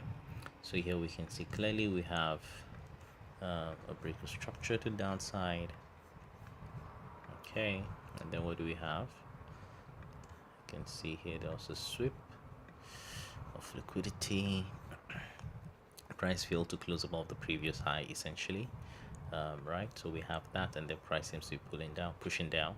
So essentially with that, we know that this is the low, since price failed to take out this high. So we expect the price is going to return, take out this low. So this is where we have the money. Okay, so the money is here. So essentially with this, we know that price should come here. However, with all of the price action happening here, you can see here, first off, we had let me draw this. We had this pullback, failed to close, push down, then a little pullback here, and then we had this push up which failed to close. Price returned after that, flipped around this area and then push down. So price right now we're expecting is going to take out the slow, but before it does that, it may pull back before we get a continuation, right? So we're very clear with market structure, and we're very clear on what price needs to do. So let's go down to the 15 minutes. So on the 15 minutes, let's see what we have. So in the 15 minutes here, we also have clear structure. So let me just draw this. So we have here boss, and then we have this low. Okay, this is the low now that we're expecting is going to be taken out on the 15 minutes. So that's so we're clear with respect to that. Now we can see also that this high, okay, this is the high that wasn't taken out. So we have there, you can see also price failed to close above it. So that's a sweep of liquidity on the 15 minutes, right? So we have that clearly in place. Now let's zoom in to where we are at with respect to price. So here we know a few things, right? So we're super clear with respect to structure on the 4 hour, and now on the 15 minutes we're simply just trying to look for where price the right entry point so that we can sort of time the market. Okay, so this happens to be, let me zoom in so we can see really clearly. So we have a few areas the price can react to. We have this guy here. Okay, price can return to this area and react to that. We also have this. Okay, price can, you know, use all of this area, has liquidity to tap into this area. So if you look at this, we have here, okay, this internal eyeballs, right? So I'm just going to use, do I have an eyeballs here? I do, but I'm not sure if I've updated that. Anyways, I'll just use a chalk, but that's an internal eyeballs. So we have that. Okay, and if you look at the pullback, that's about how many pips? Let's say that's about 29 pips. So it's a very it's the pullback is substantial as far as I'm concerned, and price can, you know, sort of really just push into that area. So here we have a sweep of liquidity also in the 15 minutes. So that improves the confluence, that increases the strength of this POI for me, because you can see price sort of pull back this blue candle, and then price return to, you know, sweep the highs of that candle and then continue downwards, which led to this internal eyeballs, right? So price has failed to mitigate this, so we may have, you know, that situation where price sort of taps into this area before we have that continuation. We're very clear on the direction of the market, right? We know that in terms of the trend is bearish. We've established that on the 4 hour, and we already know that this is where the money is at. So price can just sell off or price can return. So right now, based on what we have here, we have also a few you know, continuation eye bosses. So let me just show all of that. Okay, so just show this guy here. Okay, this was around Sunday open, market open in the week. So we have this. Now all of these areas are possible reaction zones. Okay, no doubt price can react to all of these areas. Okay, but what would determine if we take a trade from these areas? Okay, we need to see certain things. So one, we need to see, for example, is it going to be I think I change this to, yeah, I changed the color of this guy, so that's now my 15 minutes POI color. Anyway, so now based on this, right, so we're expecting that price is going to price could tap into this area and then sell off, or price could use this area as inducement to this area and then this area before we get that sell off. Now, how do we determine where we're going to take, you know, our sells?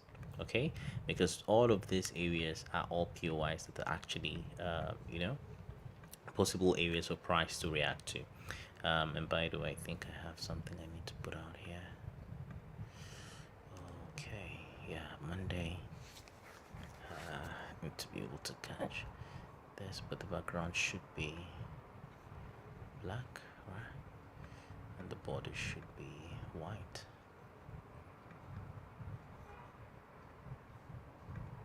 Yeah.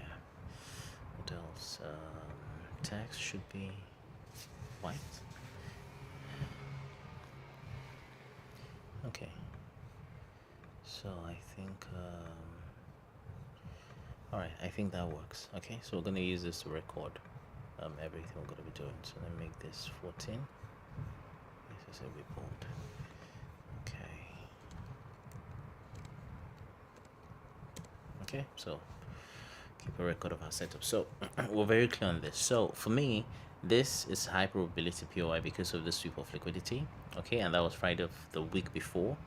Now this pullback here is not up to 15 pips, and that is why it may not necessarily be a strong area for price to react to. So price may actually use all of this as confluences. Okay, so what do we want to see? So let's just play the candles and take it to 8 a.m. That's what we have. 7:30 and then 7:45, and then there we go, 8 a.m. So you can see prices now, we had here this continuation bearish um, eyeballs, right? Okay, but then you can see prices taking out this high and it's now returning into this area. Okay, so let's play this. Okay, 8:15, we're getting that. Okay, price has violated this guy, so we take it out. Now, by the way, like I mentioned, I wouldn't take a trade from this area simply because the pullback is not 15 pips, and they're just standard. Okay, so I wouldn't even take that trade. So let's look at this now. This pullback here is also was around 13 pips, so that's something that I may not take, or that sometimes I may actually consider that, because London Open, I know that price might just pull back and then we get that continuation. We're very certain we're not looking for longs, we know we're looking for shorts. That's the major trend. So the question is, where would price give us that continuation setup, right? And that's what we're looking for. So two things I'm going to do. One is I would likely enter here, okay, because London's opened this around 8:45, and then we've swept all of Asia's high, and then we can get that continuation reversal. So I would have something like this. Okay, that's my target, so I'm very clear on that. So I'm gonna have two entries. One is this and one is around this area, because, and the reason for this is simple. I know that if price fails to take out, if price fails to, so let me just expand this. So if price fails to respect this area and then pushes into this area, then I should be tagged in and then get that continuation. The target needs to be very clear first, so that is the first thing. So if the target is clear, we know what we're looking at and we know what we're looking for. So let's continue to play this and see how this played out. Okay, all right, so there we go, 12:15, and that was it. So you can see that this was the area price reacted to, and we didn't have a need of this. So this essentially was 1 to 6.9, so we can say 1 to 7 thereabout. So this was okay, you can see this around 215 already. So this was the first trade for the week. So that it's what now, how do we record this again? Let's say plus 7R, right? Yeah, so that was it. So that was the first trade, right? I think I should have this somewhere. Okay, anyways, plus 7R, right? So we have that. So with this, price has arrived at our target clearly, as you can see that, and we're good. So let's go back to the 4R and see what we have there. So on the 4R2, we're very clear on where price was likely to be drawn to based on structure, and you can see price will be that, and we got our entry. So that's simply that was simply the trade for Monday, right? And then after a break of structure, what do you expect? You expect a pullback. Okay, it was already in New York session, and you can see price just extended, continue to sell off. 4 p.m. Okay, now this is around having this chalk here, kind of 5, and then by 5 I'm not looking for any trade. I close for the day and I go to the next day. So let's go to Tuesday. So essentially on Monday we only had one valid setup, right, based on the stocking profit strategy. So 7:45. So now let's analyze this. So we know that we have on the 4R a break of structure. After a break of structure, what do you expect? You expect a pullback. Okay, so we have the low here, this is the low, and then we have the high, right, that led to that low being taken out around that area. So we know that we expect a pullback, and as a pullback, we're interested in trading the next day. So let's see if we get that structure on the 15 minutes. So here on the 15 minutes, clearly we have this, okay, that chalk, and then you can see here we have this as now the high. After the chalk, we registered that high, price has pulled back. Now if price is actually going to pull, continue, if the pullback is going to continue, then we should have we should have a setup that allows us to sort of trade into take out this high essentially. So with this now, let's see what we have. So price after registering this low here, we can see high, low. This high has been taken out, has been taken, chalk. Okay, so we have that, and then we have here too this high, we have chalk here. So this is 7:45 a.m. So two things: one is that price could return to this area, and then we get an entry, okay, to the upside, or we may get an entry, or we may decide to be very conservative and try to protect this lows, right? So that's also something that we may want to do, but we know that this is where our target is. At the same time, we must also bear in mind that this is also a possible POI for price to return to. All right, so we have to draw all of this out. So this area, you can see price is reacting to this internal candle, okay, and we have a series of bullish. So we have bullish order flow clearly in place here, right? So this is basically we have all of this. So this is clearly bullish order flow, but we also bear in mind that after this initial change of character, price can take all of the liquidity line below this area, tap into this area before we get that continuation. So we have to be very mindful of that fact. So let's play this out. Okay, sure, take this out.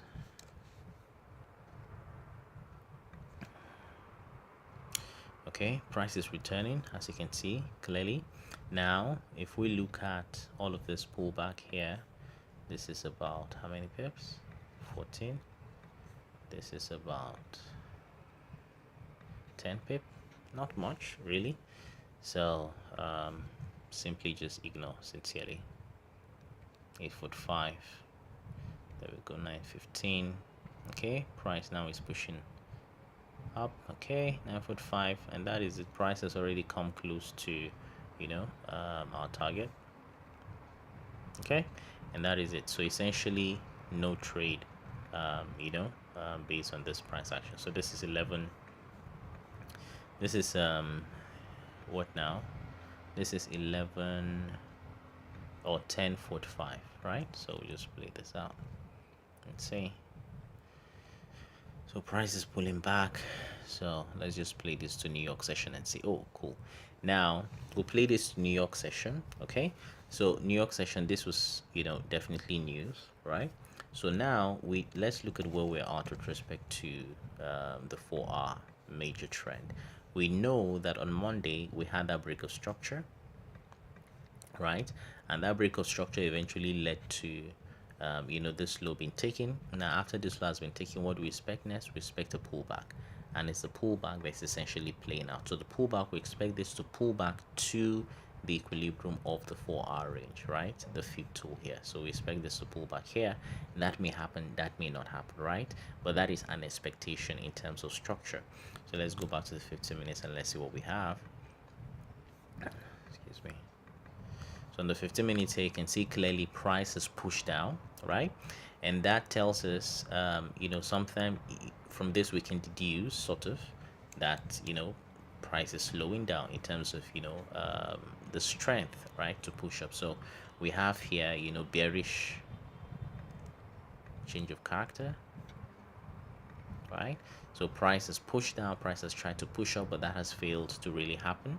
Okay, so we have this unmitigated area now. Because it's a counter trend entry, for me this is already a lot of move into the opposite direction, into the counter trend, and I'll be very, very careful in trying to search for entries to continue to push this to the upside. So rather this sort of bearish push with all of this liquidity swept might just, for me, I'll just begin to look for sales, because this is basically an indication for me that, hey, price is slowing down and now price is ready to take out this low that we have here, or at least tap into this area. So let's see if that works, if we get an entry. Okay, so let's make this 9 pips thereabouts. Okay, then let's tap just above this area. So that'll be 5, 1 to 5. So let's see if at all we get something. Oops. So that's it. We got taken out. So first loss for the week. So let me update this. Where's this guy?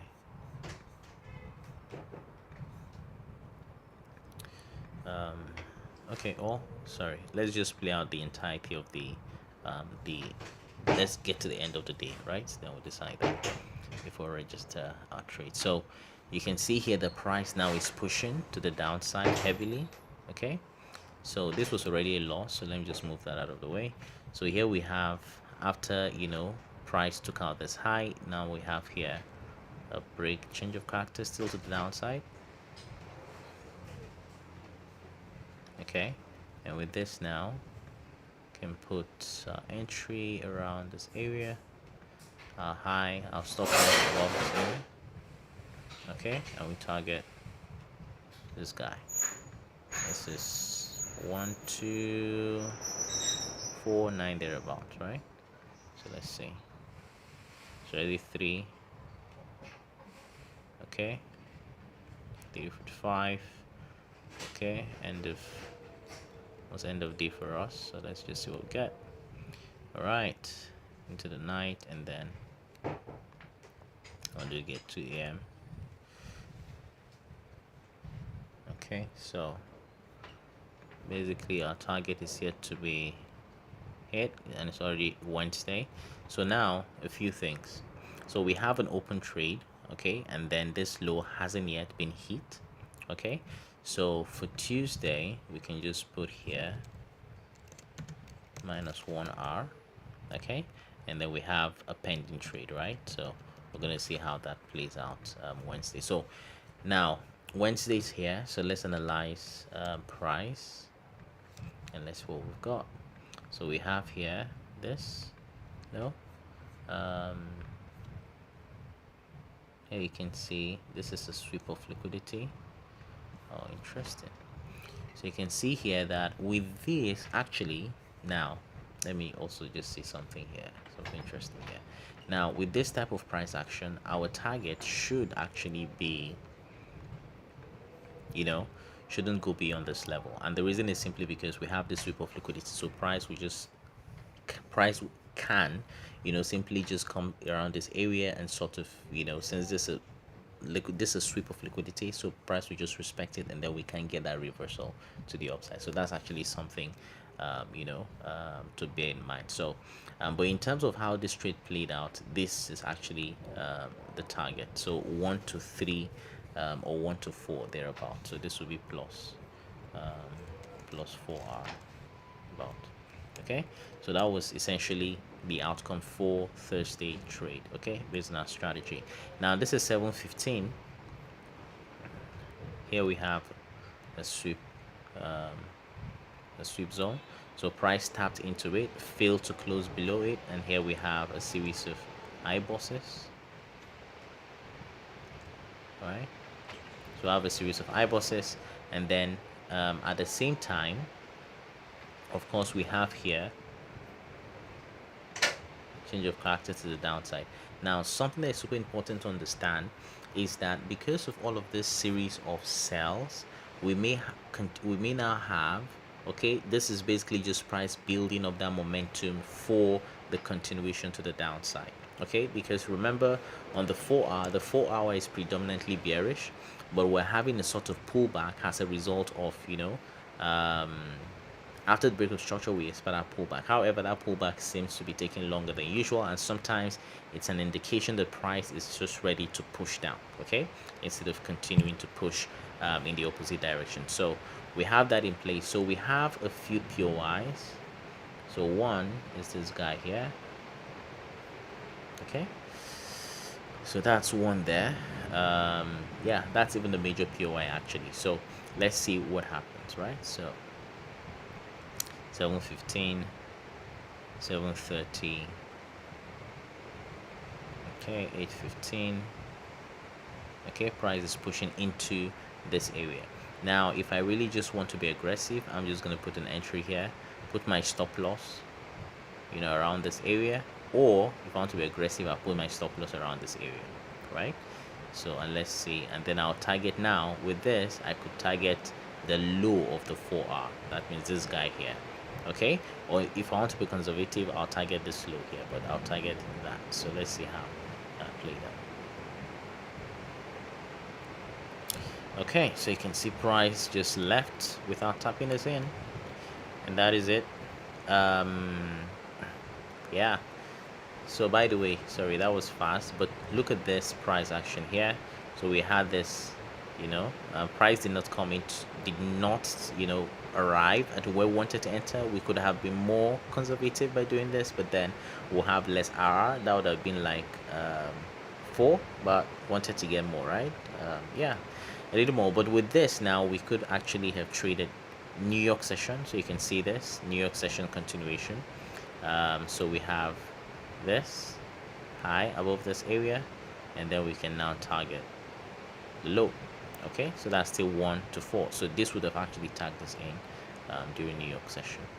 So this a very valid entry setup based on our strategy, and that is it. So 1 to 4. Okay, and that's Wednesday.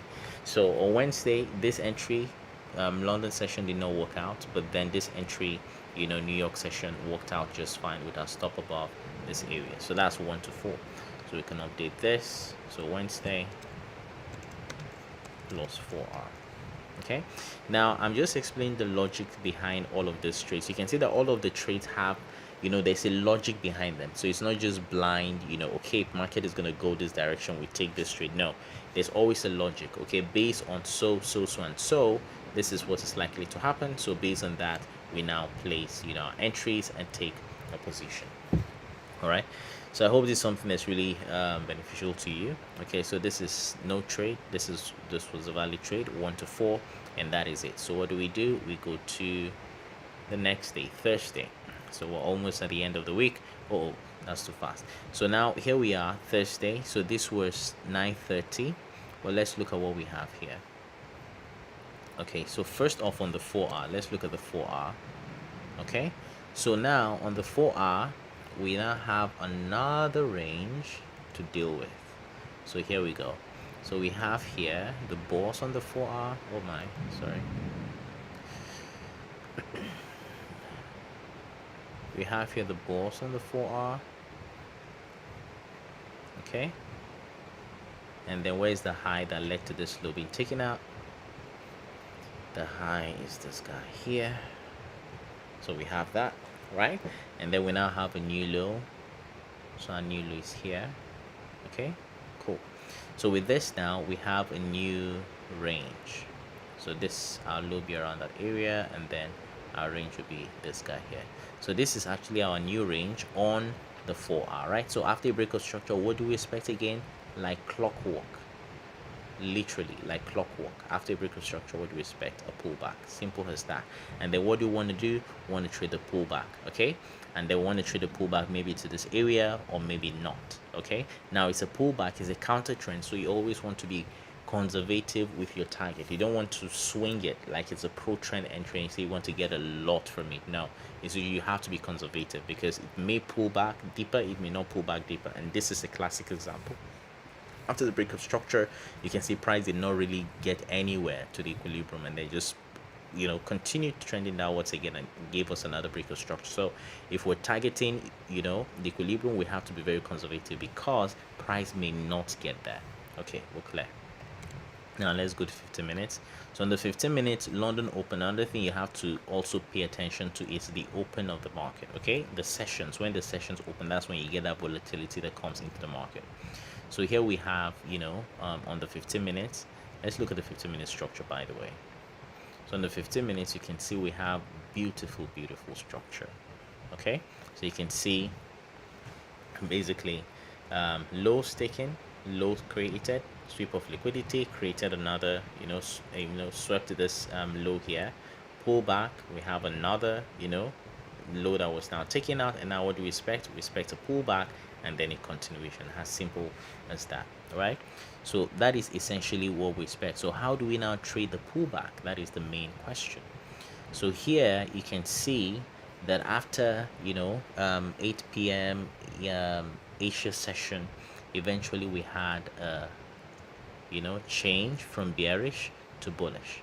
Okay, so we got that, So change from bearish to bullish, and you can see the time. This is around 9:30 a.m. So this was basically 6:45 a.m. You can see that by 6:45 a.m. price pushed, created a break of structure.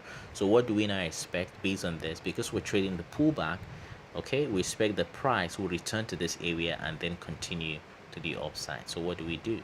We place our entry around here, our lows below this area, our target around this high, to be very conservative, like right, the previous high essentially. So we do that, and then we target 1 to 5. Okay, so we expect now that if price, and that's a big if, right, because price may not necessarily return to this area, and that's something you just need to know. So we have to wait for price to do what it would do. So wait and see. Okay, there we go, tapped in, and that's it. Very quick one, 1 to 5. Okay, and this is Thursday, London session, 11:15. Okay, now because it's counter trend, we're very conservative with our target, but of course you must always remember that sometimes price may decide to really just push, and just continue to go, and you wouldn't be in regret, because at the end of the day, price is counter trend, right? You're against the major trend and anything can happen, so you're not forcing anything. So by now we have all of these areas that are likely areas for price to react to. So let's draw that out. Now this candle. So these are likely areas for price to react to. And now what do we need to do? We know that when price comes into these areas, because this is a counter trend, the pro trend is to sell, right? So these are the possible areas for price to tap into, and we get that sell. So what do? We now put our entries around here. Okay, so for me, I'm gonna have 2 entries, and now I can swing this one, because I know that if this works, it's pro trend, this low should be taken out. Okay, and then we'll have another entry for this POI. Okay, I'm just gonna put this here just in case the first POI fails, this one shouldn't fail, and then we swing it. Now we can swing this simply because it's pro trend.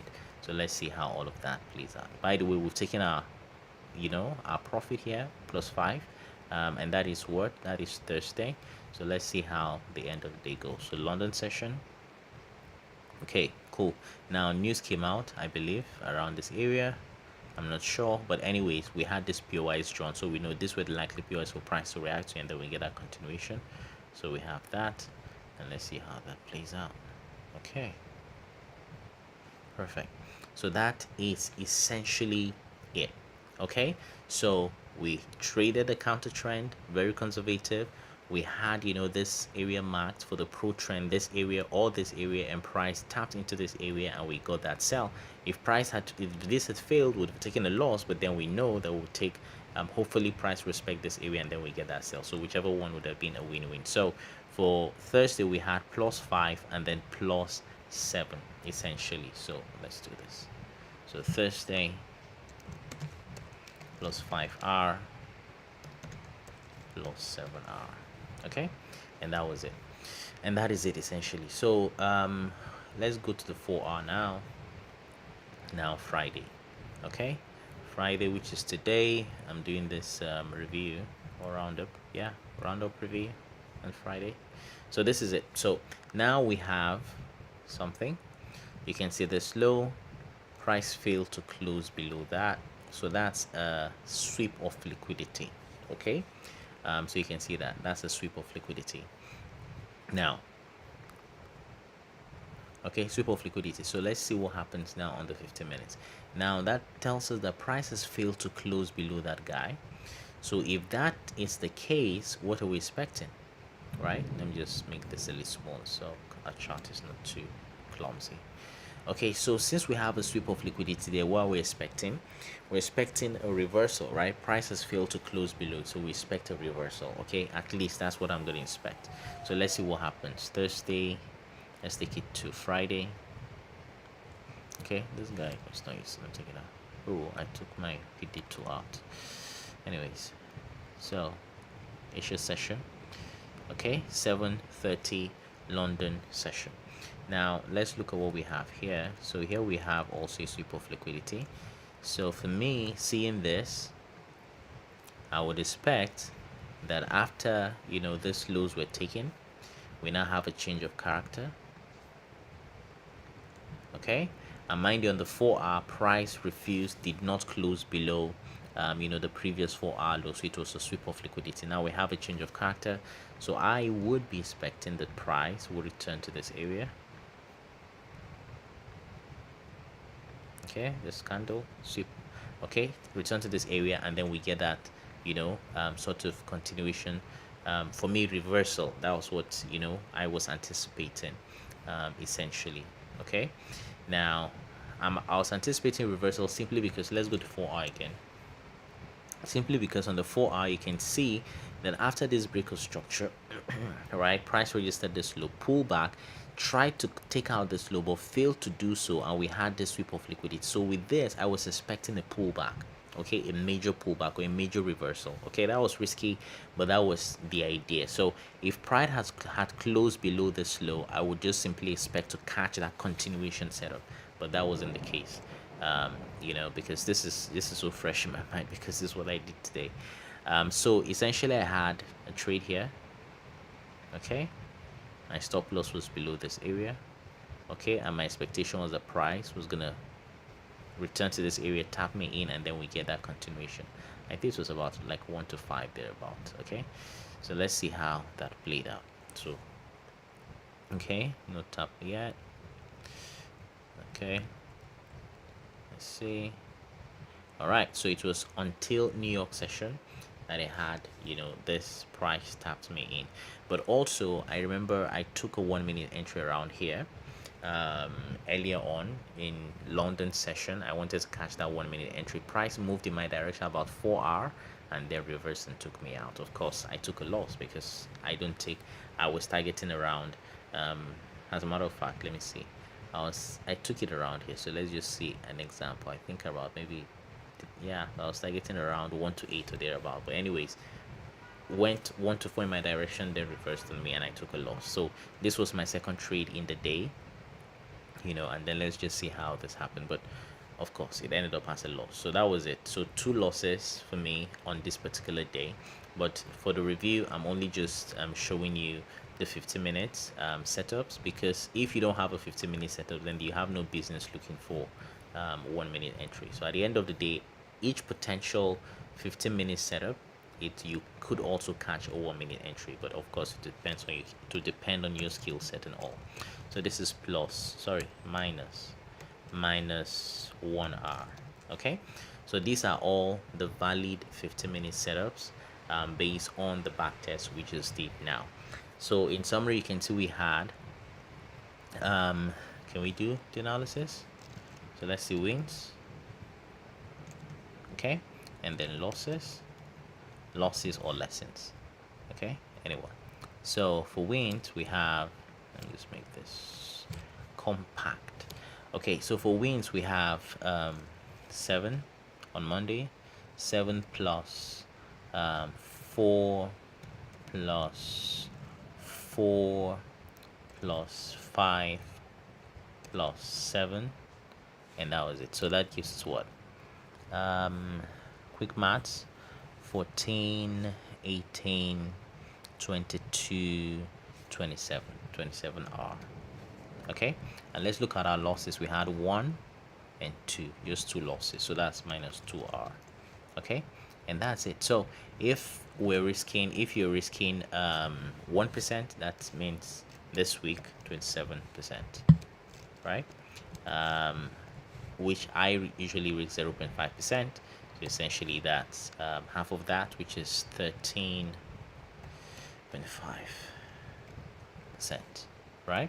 And then the losses, of course, will be minus 2%, if you're risking 1%, or minus 1%. Okay, so at the end of the day, the total will be what?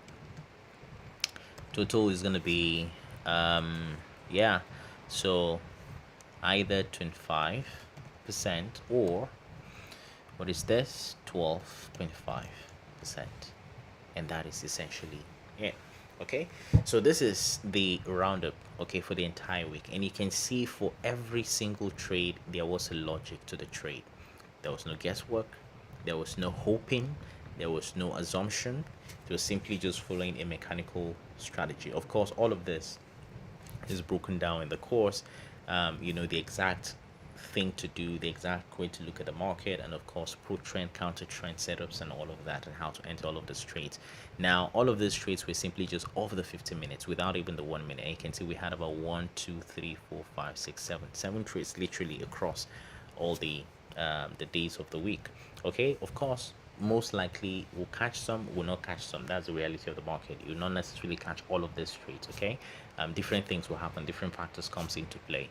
But of course, these were the potential. These were all the valid trade setups. Based on the stocking profit strategy and also the setups that I also teach in the course. So, hey, I hope this was beneficial to you. Stay stocking profit and see you next week. Bye bye. All right, guys. So, welcome to part 2 of the market structure series. If you haven't watched part 1 of that's a basic market structure course or series, you will just find it in the description somewhere around the screen. So go watch that. Without further ado, we'll be getting right into the course. So hey, get your pen, get your paper, and get ready because I know this is going to be something that will be so beneficial to you. So let's get right onto it. Okay, welcome to the Advanced Market Structure with Multi-Time for Analysis, free series, part 2. So this is, of course, the part 2 of, a two-part course. The first one was a basics of market structure. If you haven't watched that, I think it should be in the description, so you can just click the link and watch it because that's going to give you a lot of foundation with respect to what we're going to be looking at today. So you're welcome one more time. So today on the advanced market structure, the whole idea of looking at market structure, the market structure gives you, the sort of clarity that you need to understand, how price action, how price moves, and also helps you to improve, your strike rate in the market because you know where to look at, you know what to look out for, and you know how to execute when you really understand, market structure. And then additionally, when you're able to bring all the time frames together and build a story for executing, trades. So today, starting with, what market structure or multi-time frame analysis really is.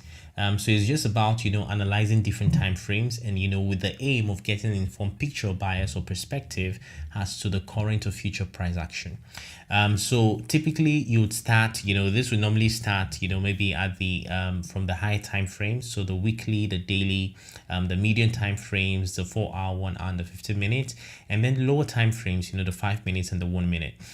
Depending on how you look at the market, some persons will consider 4 hour, chart to be, or time frame to be, a higher time frame, right? So, however, it really just depends on how you view the market and how you utilize this in your trading. So a typical 1 hour, 1 weekly candlestick would comprise of about 5 daily candlesticks, Monday to Friday.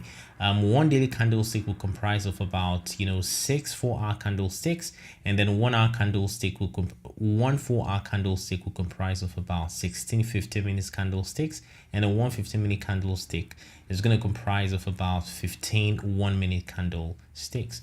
So when you look at the multi-time frame analysis, usually it starts from the monthly and then the weekly and daily, and then 4 hour, 1 hour, 15 minutes, 5 minutes, and then 1 minute. Now, multi-time frame analysis simply speaks about a sort of top-down analysis where you start from the higher time frames to develop maybe a bias or a perspective as to where the market is going to go or where price action is going to go. So you start from the the higher time frames, the weekly or the daily, and then you go down to the 4 hour, the 1 hour, and the 15 minutes, the medium time frames, and then to form maybe an intraday perspective as to where price is going to go. And then you go down eventually to the 5 minutes and the 1 minute, the lower time frames, to look for opportunities to execute your trade. Now, at Paruto Capital, we begin our analysis on the the higher time frames to develop a perspective and a narrative, and then work our way down to the medium time frames, to have an immediate intraday bias, and then the lower time frames for timing our trades and our execution. I just want to say that please, if this video or the previous video, you've watched on this channel is really beneficial to you, please do not hesitate to just hit that like button, right? Hit the like button, hit the share button, just leave a comment somewhere in the chat section. This would help, to boost the video, improve the, the viewership also, and just be beneficial, to anyone who comes across, this video. So please do not hesitate to just do that. Just hit the like button, hit the like button, hit the subscribe button. We really do appreciate your support. Okay, so now let's talk about how the market moves. So the market really moves in a sort of up and down, up and down, up and down, up and down pattern, right?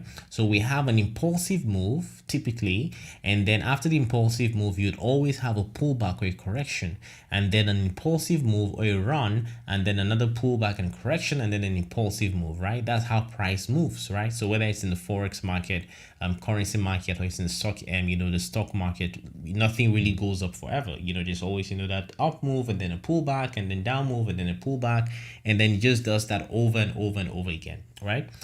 So the rally up, the rally can be called a run or an impulse, right? Then the pullback, some persons might call it correction, is just the same thing. The most important thing is understanding the concept. Now when you see an impulsive move on a high time frame, for example this type of move from here, right? When you see this type of move on a high time frame, it's usually a trend on a lower time frame, right? That's just something to note, and we're going to see that shortly. Now on the market, multi-time frame market structure again, like I said, a lower time frame trend equates a higher time frame impulsive run, right? So you can see here that the white lines denote the higher time frame. So you can see the move on the white lines. You can see how this is an impulsive move, a pullback, an impulsive move, a pullback, an impulsive move, a correction, an impulsive move, a pullback, and then this does nothing, doesn't take out this high, and then changes character here. You can see this came down here, pull back up here, did not take out this high, and then broke this structure here, and this is a change of character, right? You already know that. So a change of character, we expect it to pull back a little bit, it pulls back a little bit, and then continues the move downwards. Now what you need to observe here is that you see the impulsive move on the higher time frame, but on the lower time frame we have a trend, literally up down, up down, up down, and just continues like that. So on the lower time frame you have a trend, but on the higher time frame that would just look like an impulsive move. So typically it will just be like a daily candle, one large daily candle, a bullish candle. But that when you look at a bullish daily candle, you have on the lower time frame, maybe the 4 hour, the 1 hour, the 15 minutes, the 5 minutes, the 1 minute, you have a lot of trend that produce that one large bullish candle on the daily, right? So lower time frame chalks are also important pointers to indicate that the trend is about to either maybe slow down or the trend is about to continue. And what do I mean by that? Look at this move here. This was an impulsive move, correction. This is an uptrending market, no doubt. You can see that, right? We're going up. But then you notice that when it came here, there was this change of character here, right? So this is telling us that this impulsive move up, this trending bullish market is slowing down and is about to change character to the downside. And then that's what happens, right? It changes character and pulls back a little bit, continues, and then pulls back a little bit and then continues, right? Now that's how the market literally works. Now let's look at the concept of strong and weak highs or lows. So basically I have emphasized earlier, runs on the high time frames are trends on the lower time frames.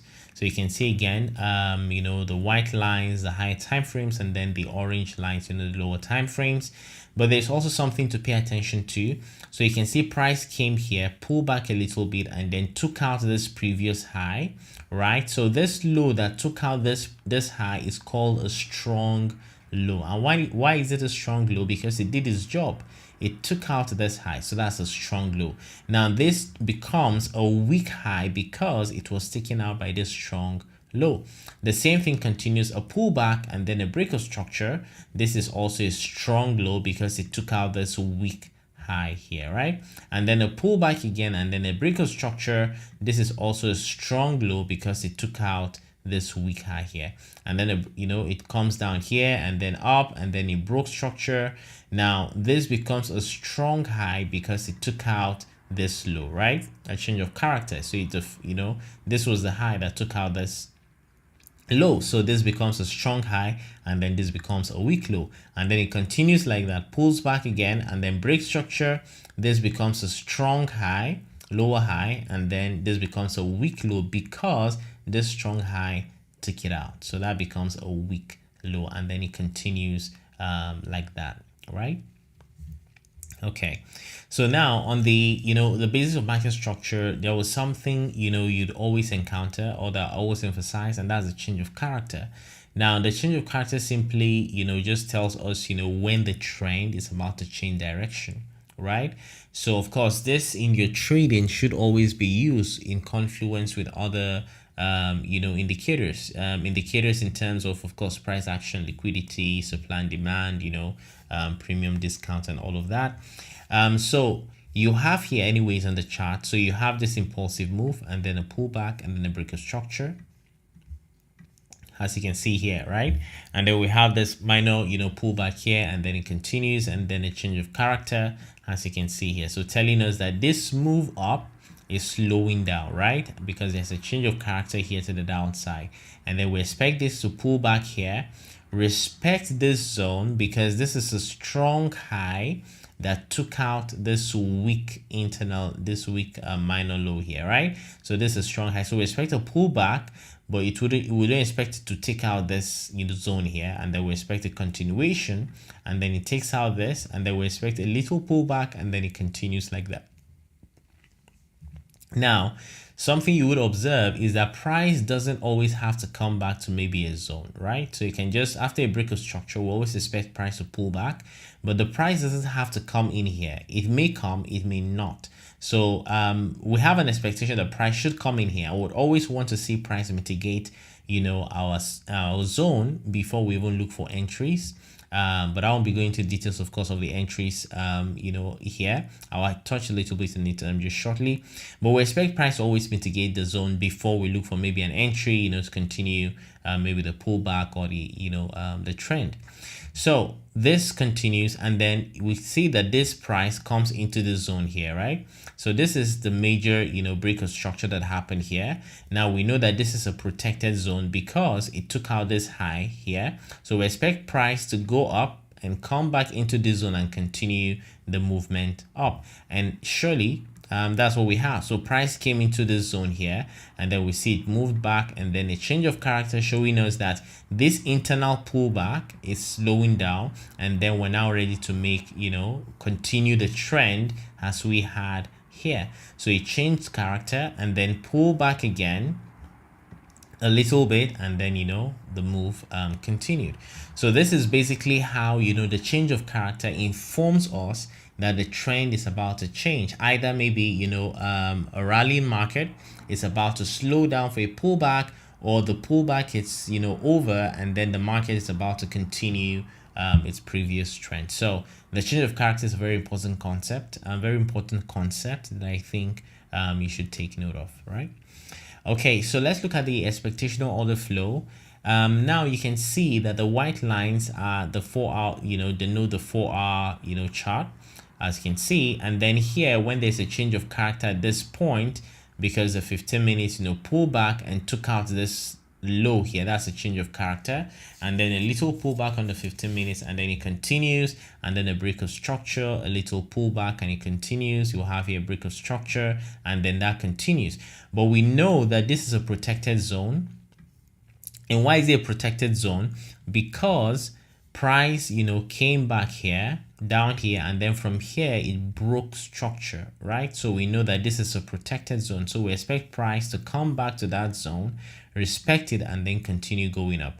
But to understand how, of course, this works in the real market, so the white lines are the 4-hour the 4-hour candlesticks, and then this bluish somewhat bluish, I guess, denotes the 15 minutes candlesticks. As you can see, This is the 15 minutes, you know, you're having lots of trend within the 4 hour, and then you have all of that movement, and then it comes down here and then changes character. So we know that now price is ready to make, you know, a move, you know, to the upside. So what do? We wait for price to come back again into our demand zone, and then for that to happen, you see the 1 hour, you know, also was now trending up and down, and then came there, and then the 1 hour changed character. Now with this, the 1 hour has switched bullish, the 15 minute has switched bullish, and now we know that every, you know, all roads you know, point to the continuation of the trend. So we expect now with this change of, you know, bullish change of character here on the 1 minute, we expect price to pull back again into our zone here on the 1 minute, and then we take that trade and we target, you know, at minimum we target, you know, maybe a 15 minutes supply, no, we target, yeah, a 15 minutes maybe you know, supply zone, or we can even target the 15 minute previous you know, or the 4 hour rather previous high, and then hopefully we take it out, and then that is how, you know, you trade this. So the expectational order flow concept is to say that because, you know, the market is trending up, we expect the market to continue to trend up. So eventually we expect that this will be protected, and then we expect that, you know, all of the zones will also be protected, and then when the market does its thing, and then, you know, you have this expectational order flow that the market is going to always obey market structure. All right, now let's look at this even with more much more in-depth or much more depth rather. So here you have the bullish versus the bearish order flow, and as you can see here, the market rallied and then pulled back, and then, you know, rallied again. A break of structure happened here. We know that this is a strong zone because this was the zone that pushed and took out this weak high. So we know this is a strong zone. Now the market came down here, as you can see, but while the market was pulling back, you can see here that the market was always, after change of character here, it pulled back into the zone and then continue downwards and pull back again into the zone, and then continue downward and pull back again into the zone and continue downward. Now that is a bearish order flow, right? So we know that this is a bearish internal order flow, of course, and then it comes into this zone, respect our zone, pull back up, did not take out this high just yet, and then you had, you know, a little pullback, right, respecting the zone still, and then you broke, you know, structure here. That was a change of character, right? So this is a chalk and a flip, right? And why is it a flip? Because price came into the zone, price didn't do anything, it flipped, and then a change of character. So that's why it's called a chalk and a flip, and then, you know, the order flow continues. It pulls back into the zone, continues up, and then that continues like that. It pulls again, and then that, you know, just continues like that. So this is a bullish order flow. So essentially this is how, you know, market structure really works with respect to price action in the market. And when you understand this, you know, you begin to think about taking out all the indicators and just focus on understanding market structure, because market structure, I tell you, it's always and will always be king. All right, so look at this example again. So the fractal expectational order flow, a high time frame run is a trend on lower time frame. I have emphasized it severally. So you see this move here on the 4 hour, and then a pullback, right, and then a move here. This becomes a strong low. This becomes a weak high because of this break of structure. So we know that this zone is going to be protected, right? So we see that price, you know, did its thing, changed character here on the 15 minutes, and then continued, you know, respecting the order flow, the bearish internal order flow, comes into the zone, and then what happens? It changes character again. So we know that now the market is ready to move up. And then what happens on the 1 minute? We go to the 1 minute, you know, and then wait for price to come and mitigate you know, the 15 minutes demand zone, and then when it comes in there, we look for, you know, a chalk, and then we see that maybe a chalk and a flip, or just a chalk.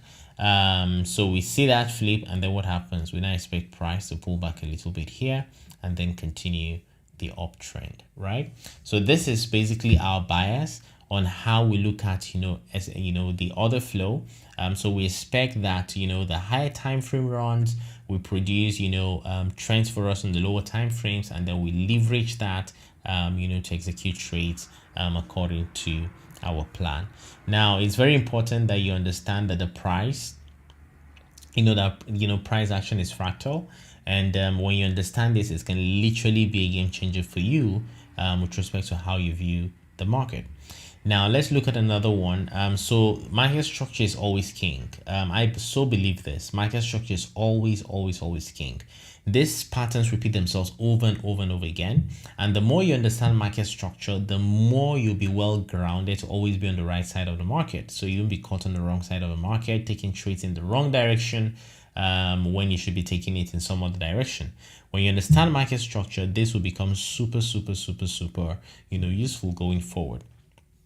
So that is that, for that. So we have the 4-hour, upward move, the 15-minute change of character, and then the trend internal, order flow. You can see that it comes into that zone and then it continues again, and then all of that just continues, and it just continues to move, right? So it just continues to follow, price, what price would do. So price will do whatever it wants to do.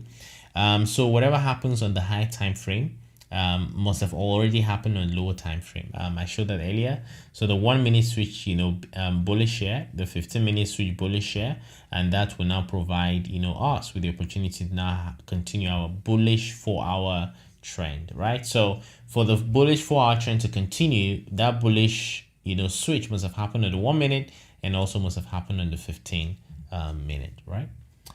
Okay, so now let's talk about managing bias and mastering market direction. Now, the market will do what it will do.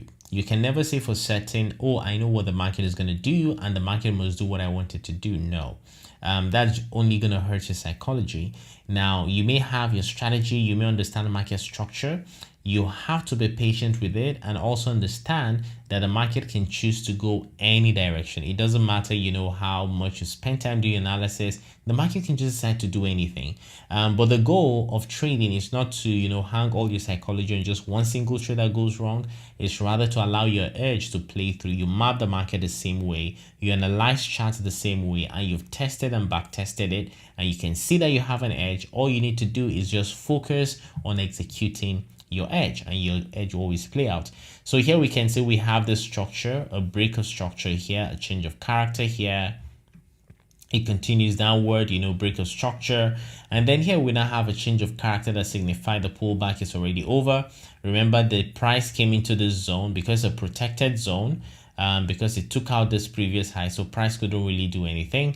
So it respected that, changed character, and then boss continued, and then it came back into this zone here where we now have the 1 minute and then 1 minute change character, as you can see here, and then we have a new zone here.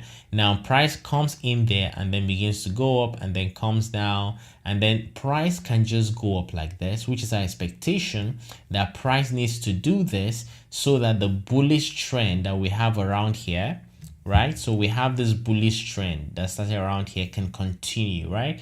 So we expect that price would do that. However, price can do whatever it wants to do. So price can just come in here and then just go down and take you out.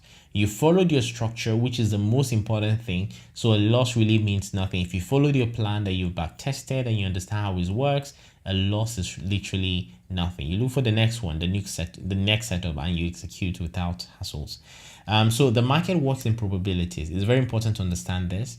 When you know this, you have peace. It doesn't matter, that you took a trade 1, 2, 3 and it's a loss. What matters is that you have an edge, and you know that if you follow your edge to the latter, you will win, always win. Then please follow your edge, right?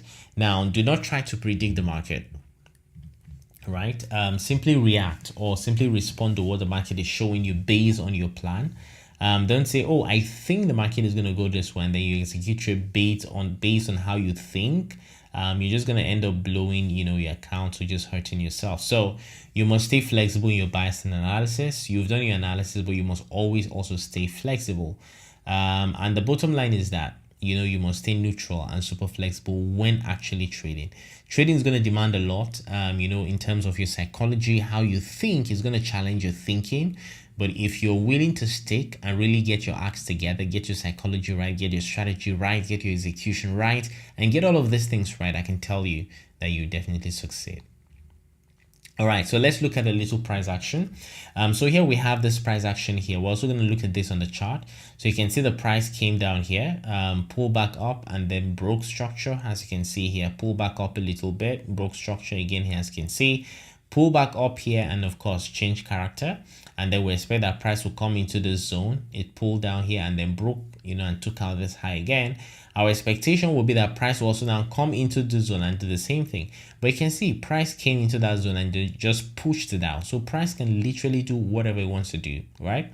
So, and then we can have this, up move here and then down move and then up move. You change your character, a change of character here, and then we have an expectation that price will come into this zone, and then it does that, comes back into that zone, pushes up, and then we expect that price will also come into the zone. It does that, comes into that zone, and then pushes up again. We expect that price will come into this zone, and then does the same thing, comes into that zone, and then pushes up again, right? So this is essentially the flow of the market, how the market flows, lower highs, higher highs, and all of that information. When you have this, nailed, you'll begin to see how your strike rate is going to improve, and your understanding of the market is really, really, really going to improve beyond and above anything you can think of. So you must be able to utilize the market structure to spot also fake outs, and to really just ensure that you're trading, every trade that you take is informed based on robust technical analysis and price action, right? So before we I would just want to hop onto the chart, and then we just show you, we just speak to some charts, and then we continue. Okay, right. Let's just do something much more practical. So anyways, for those of you who might not be familiar with this, this is called TradingView. So this is a charting software that I basically use for my analysis. Okay, so so this is the daily chart. I have the daily chart here at the top, and then I have here the 4-hour chart and the 15-minute chart, and then the 1-minute chart. So let's just analyze this. So on the daily chart, you can see obviously that the market is trending downwards, right? This is very clear as day, right? When you look at the 4-hour chart here, if we're to zoom, to zoom out, so you can also see that 4-hour chart, of course, has been, of course, trending downwards from what you can see here, right? Of course, there seems to be a change here, which we're going to see shortly. But then you can see basically the movement of market, right? How that has been moving for some days now. Now let's do some, some drawings on the chart. So on the daily chart, let's draw this. So you can see here the market came down, made a high here, and then pulled and broke structure here. So it took out this low, and then you can see that this was the move that took out, this previous low, right? And then the market pulled back again and then took out this low that was formed here. So we can draw a line there. Let's do that. Right, so we see that, and then it pulled back a little bit when it came down here, pulled back a little bit, and then took it out again. So we can also draw another line here. So that's a break of structure, and then it continues, right? It came down here and then made a new lower low, and then pulled back a little bit and then broke structure again, and basically continued its bearish move. So we can put that there, and then it continues, and here again the market made a low here and then pull back up and then broke structure again. And then what happens? You see that? So this was the high, and then it broke structure, and then it seems the market now started reversing. Okay, so this is the daily chart. So we know from this that this is a bearish trending market. If you have to look at this, so if you just look at this was the high. It broke structure, made another lower high, and then broke structure, made a lower low, and then another lower high, and then broke structure, made another lower high, and then broke structure, made another lower high, and broke structure. Now what do you observe here? The market basically trends or moves this way a lot of the time. Of course, it trends, either trending bullish or trending bearish, and sometimes it ranges, right? By range, I mean sometimes you just see the market like moving in a certain range like this, right? But most of the time, of course, you might see the market, you might see, you'd experience trending markets a lot of the time. Anyway, so you can see that. So from here, we see that what happens. The market here made a low here and then pull back up here, but then doesn't take out the previous demand zone, this low, and then it made a new higher high, right? It broke the structure here, right?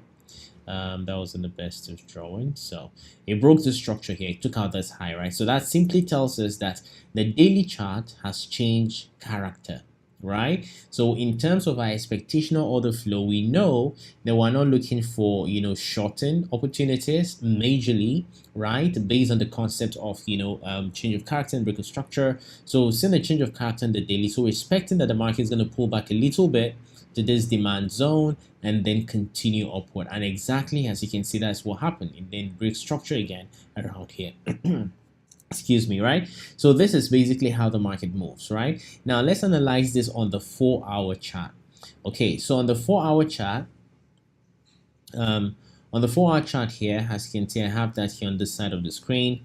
So you can see on the 4-hour chart, the same thing also was happening. So by the way, all these lines I was drawing, you can observe them. You can see all of them showing up here, right? So on the 4-hour chart, we also had the same thing, something similar, right? So now, mind you, a move on the daily, right, is a trend on the lower time frame, right, on the 4-hour chart. So the daily is a higher time frame compared to the 4-hour chart. So a single move on the daily, it's a lot of trend on the 4-hour, and that's what we see here. So you can see the market here, pull back up and then broke structure. You can also take note of, the position of, the cursor. You can see it's also showing the same position on the daily and also on the 4-hour. So it took out this low, right? This broke structure and then it pulled back up again and then broke structure, and then it pulled back up again and then broke structure, and then it continues like that, right? Now with this, let's look at something. So this is of course on the 4-hour. So you know that of course this was a downward trending market, but then let's look at how the 4-hour changed character. Now if you remember during the when we're going through the slides basically earlier, I did mention that of course a trend on the higher time frame, or rather a move or a run, an impulsive move or a correction, on the high time frame, of course, is a trend on the lower time frame. Now on the lower time frame, basically you can see a lot of movement compared to your high time frame. So let's see how the change of character, the first change of character really happened on the 4-hour, right? So let me take that out. Now you see this was the low. If you also take note of the position of this on the daily chart, you see on the 4-hour chart, this was the low, right? And then what happens? Now this was the high that broke this low to form this new lower low. So but you see this was what we had, and then this pulled back a little bit up here and then returned, or pull back, right? It didn't take out of course the high, and then return, and then what happens? And then it takes out this high that was formed here, telling us that of course now there is a change of character on the 4-hour. If we're to draw that, I'm going to draw that from here, right? So this is what we're going to have. So this is basically telling us that there's a change of character on the 4-hour. Right? And if you look at the daily chart, you can also see where that is on the daily chart, right? So that's a change of character. Now, what you'd also take note of is that, before you have a major change on a higher time frame like the daily chart, it must have happened, on the lower time frame. So the 4-hour, the 15 minutes. So the 15 minutes, the 4-hour must have changed character before you even see that on the daily time frame, right?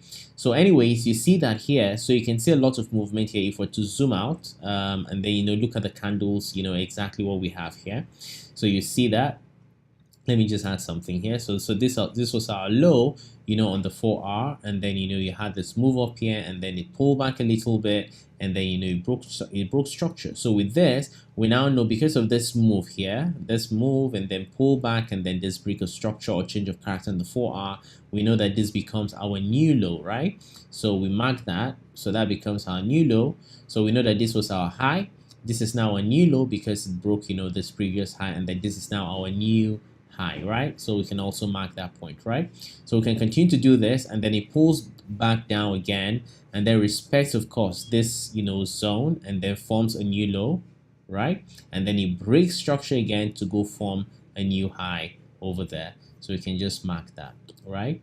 So you basically see how the market moves, right? How the market trends basically, and how it also changes character from a bearish to bullish or from a bullish to bearish. So let's look at this move. Let's just draw using this tool. So this was a move, and then it returned, and then it broke structure, and then it returned, and then it broke structure, and then that's how it continues. Now we're around here, so we know that because this is a bullish trending market, our expectation is that the market will continue to trend bullish. However, the market, of course, can decide to do whatever it wants to do and change, character from being bullish to bearish. If it takes out this this low, for example, then we know that, okay, if this happens, then we know that the market is about to change character, and then our expectation is there to pull back a little bit into the zone here and then continue downwards, right? So that's our expectation. However, we know that, of course, on the daily chart, the market has already turned bullish, so we're expecting that bullish run is going to continue, but it doesn't have to, right? Okay, so enough said. Now, this is a 4-hour chart, so let's look at how this translates to the 15 minutes chart, right? So let me just take this section. Let me just take it from here. Now, obviously, you can see on the 15 minutes here, the market. Let me just zoom this out. So you can see that the market, of course, pulled back. This was trending downwards on the 15 minutes and then trending upwards, and then it reversed. So let's just expand this 15 minutes and then we just look at possible entries and what that's going to look like. So here we have so this was like November 22nd. So we can see here this was a massive move downwards, right, on the 15 minutes. And then what happens here? The market made a low here, made a high here, made a lower low, and then what happened? It broke structure. So let me draw from here to this body of the candle. So, and that move that fueled the break of structure, this was the low that fueled that break of structure. So our expectation is that the market, after breaking structure, will pull back into this zone, but it does not have to. It doesn't have to. But also we have other zones. So the market pulled back a little bit up here and then pull back, and then before it broke structure, we can draw other zones, something like this. And then you can see it came in, tapped in here and broke structure. And then what happens after it breaks structure? So we know that now the market is trending bullish. So our expectation is that after it breaks structure, it will pull back into this demand zone before it continues, the upward movement, right? So you can take the range, you can take, the last candle down and all of that. So let's just take this range. So we have this. Now the market, pulls back in here, and then our expectation is that it's going to continue upwards. So let's see if we're going to see an opportunity here. So I'll just play this candle back. So let me just take this out. So now, good. So we have this. So we've seen, of course, a change of character. We've also seen a break of structure. So what do we expect? We expect the market to pull back into our demand zone, and then we look for an opportunity to trend, to take the trade rather, and push it higher, right? So let's see what we get. Okay, so we've tapped into the zone. So I'll just go into the 1 minute. Okay, so this is a 1 minute. So I'm going to now look for, an opportunity on the 1 minute to see if I get an opportunity to take the trade to the upside. So let's see. Okay, so good. Okay, tapped into the zone. I've not seen what I'm looking for. Good. Now I've seen something. Let's see. So here you can see that the market came, tapped into the zone, pulled back a little bit, danced around, came here, pulled back a little bit, and then tapped into the zone again. And then here you can see it pulled out.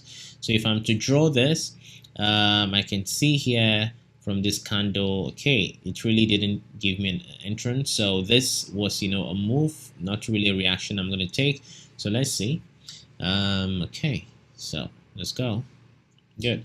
Now I have something. So you see here from this high, right? If I pull this across, you can see that the market came here, tapped into that zone, that previous high, pulled back a little bit, and then, pulled out again. So let's see if it's going to break out, take out this high here, and then we're going to have, an entry.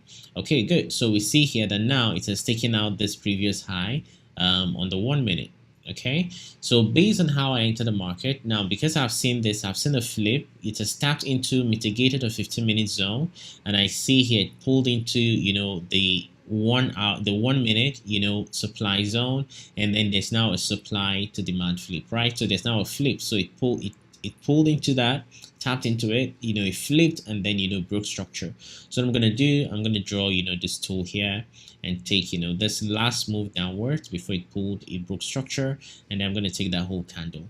So with this now, my expectation will be that now the market is gonna come back into this zone and then push up. So let's see if that happens, right? So you're gonna take something like this. All right, this is just an example of how potentially gonna trade this, right? So let's say with this. So with this, I know that at least I'm gonna aim for this high at minimum, right? Or a fixed maybe rate, whatever it is that you trade, or however it is you trade. So let's see what happens. So if we get tapped in, okay, so let's see. Good. Ooh, we got tapped in. Yeah, you can see that we got tapped in. It moved out and then took it out. So let's see what really happened. Okay, so it came back again, into the zone, which is okay. So let's see if we get an opportunity to take this out.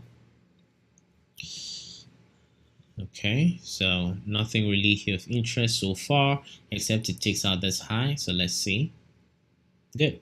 Okay, so we have something here. So I'm going to draw this. So this was the high, right? You can see that the market, came in here, made a flip, and then, broke structure. It took out the high by a week, which is okay, based on how I trade. So I'm going to draw, this last candle that went down, and then look for an opportunity to take this, up. So let's see if we get an entry, all right?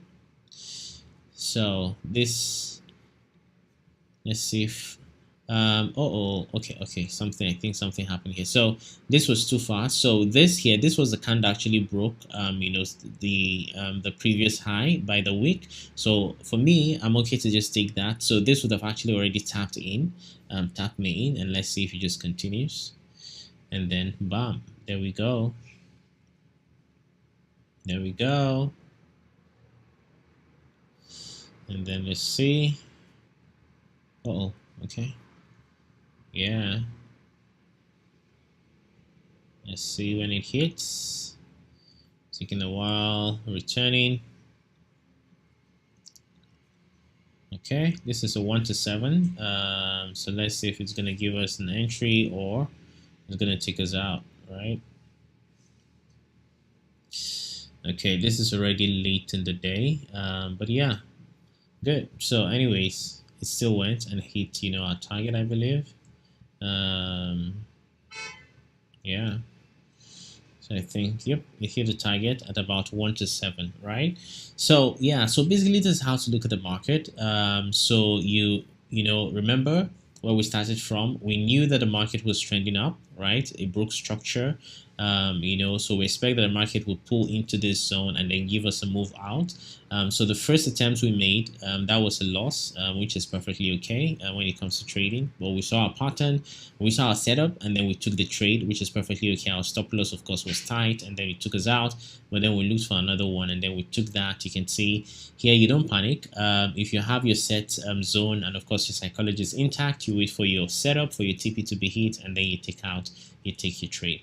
And basically this is how you look at the market, and this is how you trade the market. So I hope you learned something from this, and you have a lot to take home based on all that we've looked at. All right, okay, all right. So yeah, I want to believe you actually draw a ton of lessons from the walkthrough. Now the most important thing you have to draw from this is this: consistent actions, consistent setups, will lead to consistent results and success. Trading is an art, right? And you have to understand, the intersection of profitability and probabilities in the market. From the trade I took, you saw that the first setup, ended up as a loss, but the second one gave us, a win, right? So you must understand that if you map the market correctly, the same way every single time, right, eventually your edge is going to play out, and then you would have success, right?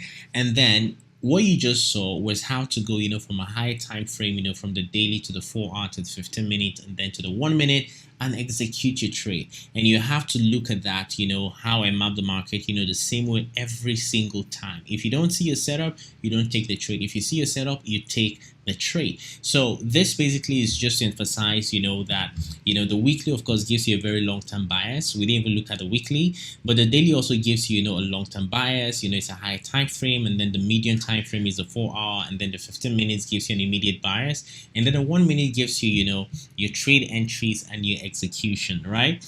So a few important questions you always want to ask yourself. One is, what POI, is the daily, likely to turn? On the daily, you're looking at what POI is a 4-hour likely to react to.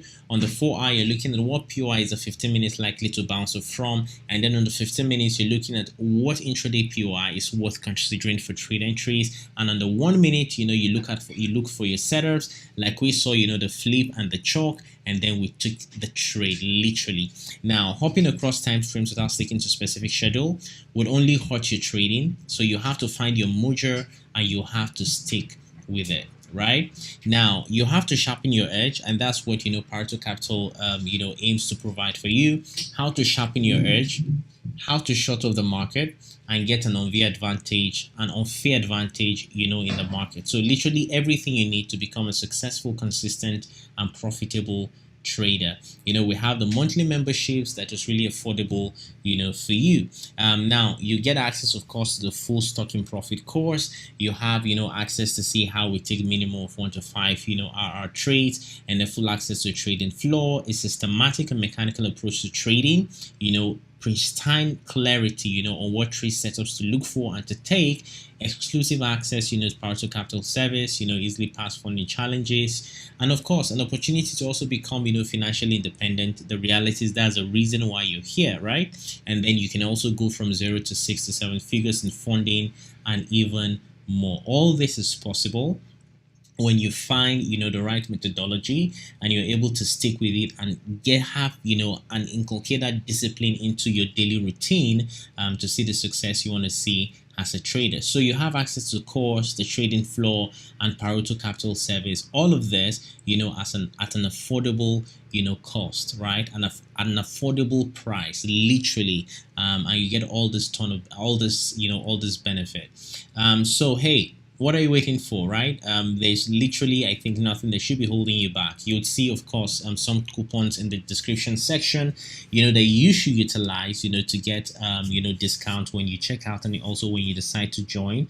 So imagine how your life can change if you have the discipline to stick to your plan. Most traders don't have even a plan, not even talk about the discipline to stick to a plan. Imagine if you're confident in your setups and you traded mechanically, no emotions. You just look for something that that should be there and you take it. Let your edge play out. Imagine if you had access to funding and you could have 5% 10% return on maybe 300k, 200k, what that could mean for your life. Imagine you could trade from anywhere without going to an office. Imagine you could also eventually quit your 9 to 5. Of course, not immediately. It's going to take some time depending on your own commitment. But imagine if you could do that. Well, that is what Paruto service, Paruto Capital is going to offer you. And our goal is to help bring those dreams to reality. So I've said so much and I don't want to say so much again. So just, do the needful. Just in case you haven't subscribed, please make sure you subscribe. Make sure you hit the like button. Make sure you also, support us, share, and leave a comment. Ask questions, and hopefully we'll attend to those questions. So this is me to you, and this is me saying, hey, I wish you all the best and I wish you success. And I look forward, to sharing more with you and to also see, to hear more of your success, as a trader. So thank you so much for listening, and I wish you all the best. All right. Bye. So with this, I want to believe, you've been able now to, deepen your understanding of the market, the structure of the market, multi-time frames, combining different time frames to really, put together your story on how to trade the market. So my hope and my belief is that you utilize this, in your trading, and you would begin to see the result instantly. So hey, to your success, I wish you all the best.